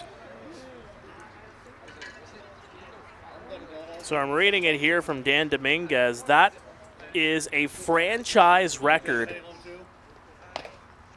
for the Chatham-Kent Barnstormers. They scored 16 on the Panthers on June 21st of last year. They have 17 on the board here. So a new franchise record for the Chatham-Kent Barnstormers for runs in a single game. After giving up 25 2 days ago, why not go and hang 17 48 hours later? And that's a way to recoup, right? It's a way to just throw out the tape. Don't even rewind it. Just put it back in the deposit box and say, no late fees. I don't even want to see that one. Down the first base line, coming over to make the catch is A.J. Carosis. But another bomb from Seth Strong, and a franchise record performance by the Chatham-Kent Barnstormers with 17 runs on the board. It's 17-6 as we head to the bottom of the 9th here at Jack Couch on a Thursday night. What a performance on offense by the Chatham-Kent Barnstormers here tonight. Well, not to mention, this is a team that came here a few games into the season and scored 10 runs and didn't get a win. Well, they made sure that they're going to need the few extra runs tonight that's needed to put a W on the board.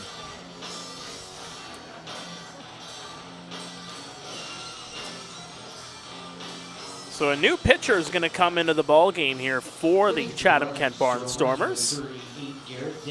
So it's going to be Garrett Day. Not a save situation for him, but nonetheless, Garrett Day will look to close this one out for the Barnstormers with Mateo Zeppieri, Trent Lawson, and Jordan Mandalay due up. And Garrett Day, what a season he has had. 5 saves on the year. Again, not a save situation, but giving him some work here with a big cushion. And the Barnstormers have won 8 of the 9 games that he's pitched in this year. As you mentioned, the 5 saves, a sub-1 ERA, and a whip around 1.18. Really solid work from him. Not a big swing and miss guy with only 4 strikeouts on the year, but really good control. Keeps the walks down, and I wouldn't be surprised if he makes quick work of these 3 hitters for the Panthers. He deserves a few All-Star votes, I'd imagine. I would say so. You know, I'm not supposed to reveal my votes or anything like that, but I can tell you that I did indeed put a vote on Garrett Day for the All-Star Showdown in Hamilton. With the way he has pitched this year, for a team second in the IBL, how can you not? That one painting the outside edge for strike 1. Quite the welcome for Zeppieri. Absolute heat on that paint. Zeppieri came on in the 7th, flew out to center field. Puts that one into right. Is it going to fall? Yes, it will. All of the way to the fence it goes, circling the bags to second base, and he gets in there sliding. Probably not how he imagined his first IBL hit. Did hit that one very hard. Love to see the exit velo on that one. At least he hit it hard. A little higher, probably would have gotten over the wall, but good piece of contact from Zeppieri and a potential good sign of things to come for the young man. So here comes Trent Lawson, who hit a home run, rather, in the 7th. If the Panthers want to climb back into this one, again, it's an 11-run cushion.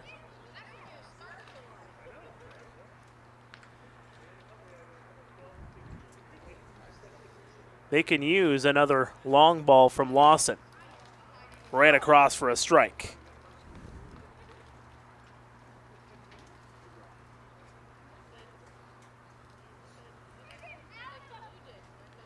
And Dan Dominguez again with a good nugget there. First extra base hit given up by Garrett Day all season, as that one's fouled back. Just the 1 earned run allowed all year, so makes sense. He has been lights out when called upon for the Barnstormers this year.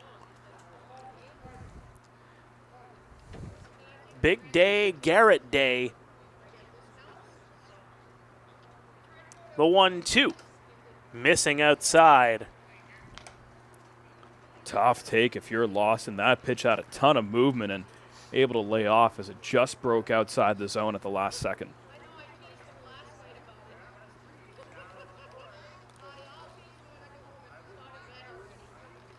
The 2-2, inside, just missing.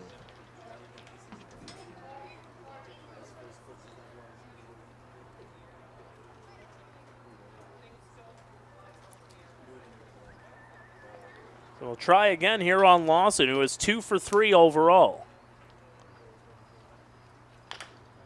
Chopper down the line. That's a fair ball. Over to first, and he got him. Good throw there from Vasilinik. And a nice play from Constantino as well, able to dig that one out and keep his foot on the bag for a big first out. Don't want to let the first 2 guys get aboard. To the top of the order for the Panthers, number 20, Jordan Nicholas.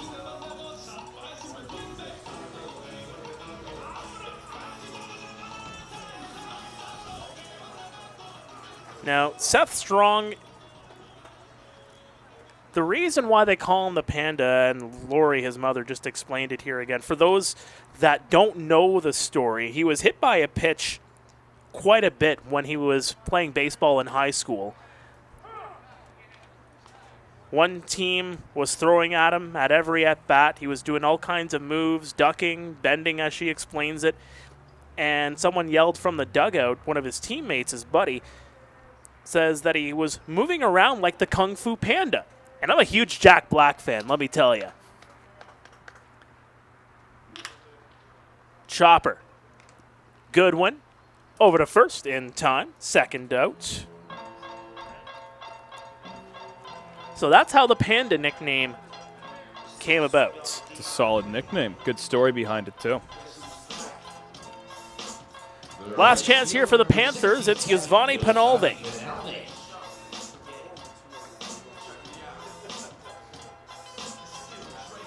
And, of course, I explained it on here, too. I know a lot of people are watching in the chat and are reading the story, but these live chats actually erase after the live goes away. So for those that are rewatching these games later on, they won't be able to see that story. I at least want to vocalize it, too, for those that are tuning into the replay. And it's a really good story, and he has been a great story for this Barnstormers team. This franchise has been a really good story. Just second year in the league. That one down the line, foul. And really making a run of it. Couple of times atop the IBL power rankings. And if they get hot at the right time in the playoffs, and I don't think they have too many guys going back to college before the playoffs start. And we saw this Barnstormers team earlier in the year and knew that they were going to be a strong team. Obviously a preseason game between the two a couple times and on both ball diamonds, and then they each played each other twice in the early stages of May. And I think they played each other 4 different times in the span of 2 weeks. That's right. 2 of them being exhibition games, of course, and the Panthers winning their home opener, an 11-10 win over Chatham-Kent here. We knew it was going to be a powerful lineup, and that has certainly been on display not just these last couple of weeks, but certainly tonight at Jack Couch Park as well. That one goes down the line foul. Penalve is 0 for 4.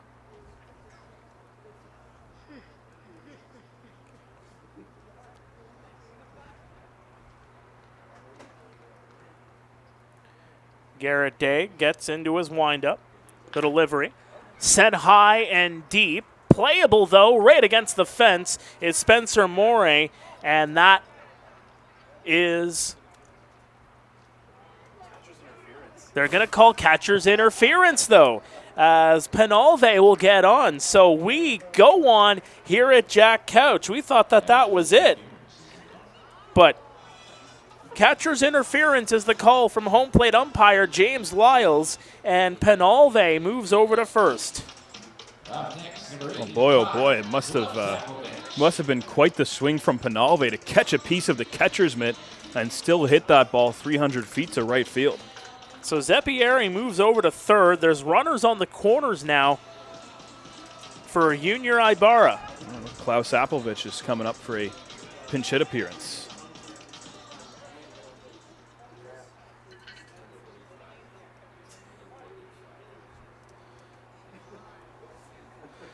Ibarra with a home run, 1 for 4 on the night. Or rather, that is Klaus Appelvich. My apologies. Klaus Appelvich coming off the bench, taking over.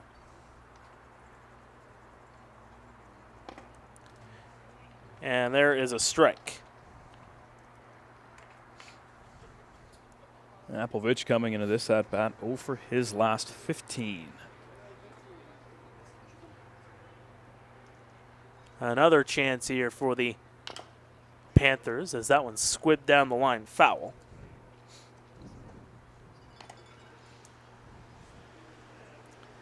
Yeah, Panthers with a home and home with the Maple Leafs coming up this weekend. First on Saturday at Christie Pitts. That's a 2 o'clock first pitch. And then right back here on Sunday at 5 o'clock. The 1-2 upstairs.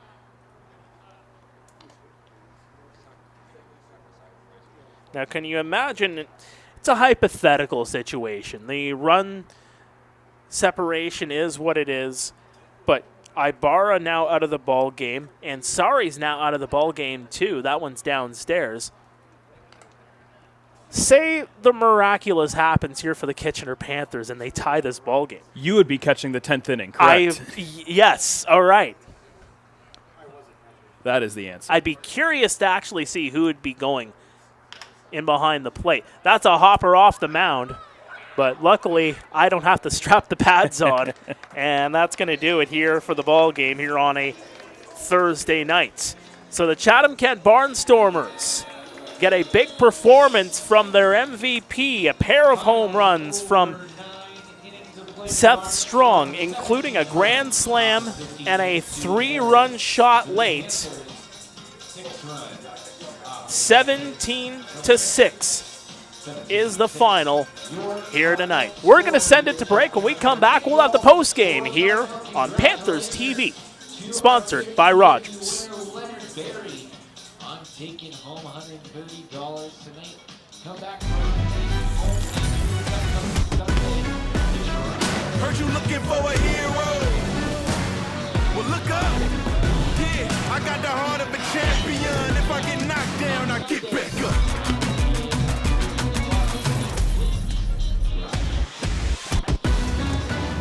I got the heart of a champion. If I get knocked down, I get back up.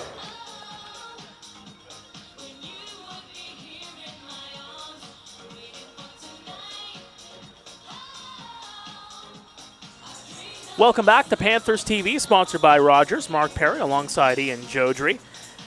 Well, it was an offensive show for these two teams. 9 home runs combined between these two. But I want to take us back to Saturday. I know we just saw a big ball game here for the Barnstormers, but you look back at that game on Saturday. The Kitchener Panthers, they score 5 home. They have 5 home runs on the board at Fergie Jenkins Field, all of the solo variety. You look at here tonight, they get 4 more long balls. Only one of them actually turns out to be more than a solo shot. That was in the 3rd inning by Junior Ibarra, who brought in Jordan Mandalay along with him. You take a look at the Chatham-Kent Barnstormers meantime. Seth Strong with a grand slam and a 3-run home run. There's a couple more homers in there as well, a couple more solo shots, but you got to get these home runs with guys on base at the end of the day, and the Chatham-Kent Barnstormers really leaned on some of their big-time players. Spencer Moray was huge tonight with a pair of home runs. I think that's really where the ball game begins and ends, is the long ball here in this ballpark with 9 going over the fence. Well, we talked about before the start of the game how Chatham-Kent had such a good record this year, but the offensive numbers were a little underwhelming, and that's just because of timely hitting. That's what this lineup is built on, and now you add a player in Strong, and boy, oh boy, 7 RBI for him compared to the Panthers, who had just 6 runs themselves. He out-hit them on his own, and it all kind of comes back to patient hitting. The Panthers, they draw the fewest amount of walks in the league. That goes back to last year. And with that, you're going to have less base runners, less guys on base, and that ended up being the story tonight for the offense. A ton of guys on base. Even when Vargas was able to pitch out of trouble, there was still a lot of guys. The Barnstormers stranded a lot of them, but they did capitalize enough, and 17 runs on the board will certainly erase the sour feelings from Tuesday nights. I would say so. Andy Vargas taking the loss, goes 6 innings, gives up 7 runs off of 8 hits. 6 strikeouts, though, so that's not too bad for him. Aiden Ryan will get the win, and with all the offense that was put up on the board, it can't be underscored enough how effective Aiden Ryan was when he was counted upon in this game. Absolutely. I mean, and coming off a performance where he pitched 70 pitches not long ago, he came in and was lights out, gave up the 2 home runs, but limited the walks, wasn't overpowering, didn't get a ton of swing and miss. But going back to Vargas as well, this was a big start for him after coming off 2 quality starts where he didn't get a win. Kind of felt like he got a bit of misfortunes the last 2 times out where the bats didn't do enough. Well, tonight he didn't have that same command off the top of the game, and that's what really hurt him. He settled in after that tough first inning, didn't walk anyone the rest of the game, but by then he had just dug himself such a big hole that the Panthers weren't able to dig him out. So again, 9 home runs on the ledger. Aiden Ryan gets the win, and Andy Vargas takes the loss here as the Kitchener Panthers lose 17-6 to the Chatham-Kent Barnstormers as they improve to a 14-8 record on the season as they find themselves now into sole possession of second place in the Intercounty Baseball League standings. Kitchener, though, falls to 8-14, snapping that 2-game win streak. Kitchener, as we mentioned, will be on the road on Saturday, starting of a home-and-home with the Toronto Maple Leafs. They'll be back here on Sunday. For the Chatham-Kent Barnstormers, meantime, their weekend, well, it looks like this. They thought I had it on here. Give me 2 seconds. They continue on the road. In fact, they'll be in Welland on Saturday at 6:05, into Guelph on Tuesday, July 8th, into Hamilton on the 11th next Friday, and then returning home for a pair of games against Hamilton and Welland at home at Fergie Jenkins Field. So quite busy, especially as we go toward the All-Star break. Kitchener's going to be very busy, and again, they got to figure out their pitching and how they're going to utilize that pitching staff, especially with a whole lot of games in such a short amount of time ahead of the All-Star game. Absolutely. I mean, we saw Vargas tonight go deep into a game, and they're going to be relying on the arms in the next couple of days when they go to Toronto on Saturday. Span of 3 games in 4 days, it's never easy, and it all comes back to your starters. We saw some encouraging signs from Owen McNeil on Sunday, taking that no-hitter in the 7th inning. If you can start to get some big innings out of him, see him go deep into ball games, that could be big things for this pitching staff. Absolutely. That's our next home game this coming Sunday here at Jack Couch Park. Remember, it is a 5 o'clock first pitch. It's going to be like that for the next few Sundays, so mark that on your calendars, folks, as the Toronto Maple Leafs come to town. But for now, we are through here at Jack Couch Park on a Thursday night. Once again, the final score, the Chatham-Kent Barnstormers 17, the Kitchener Panthers 6. For Ian Joudrey, my name is Mark Pare, saying so long here from Jack Couch Park. Thank you for everybody putting us on the air here tonight. Thank you for the chat, for joining in on our antics here this evening, and we'll see you coming up on Sunday.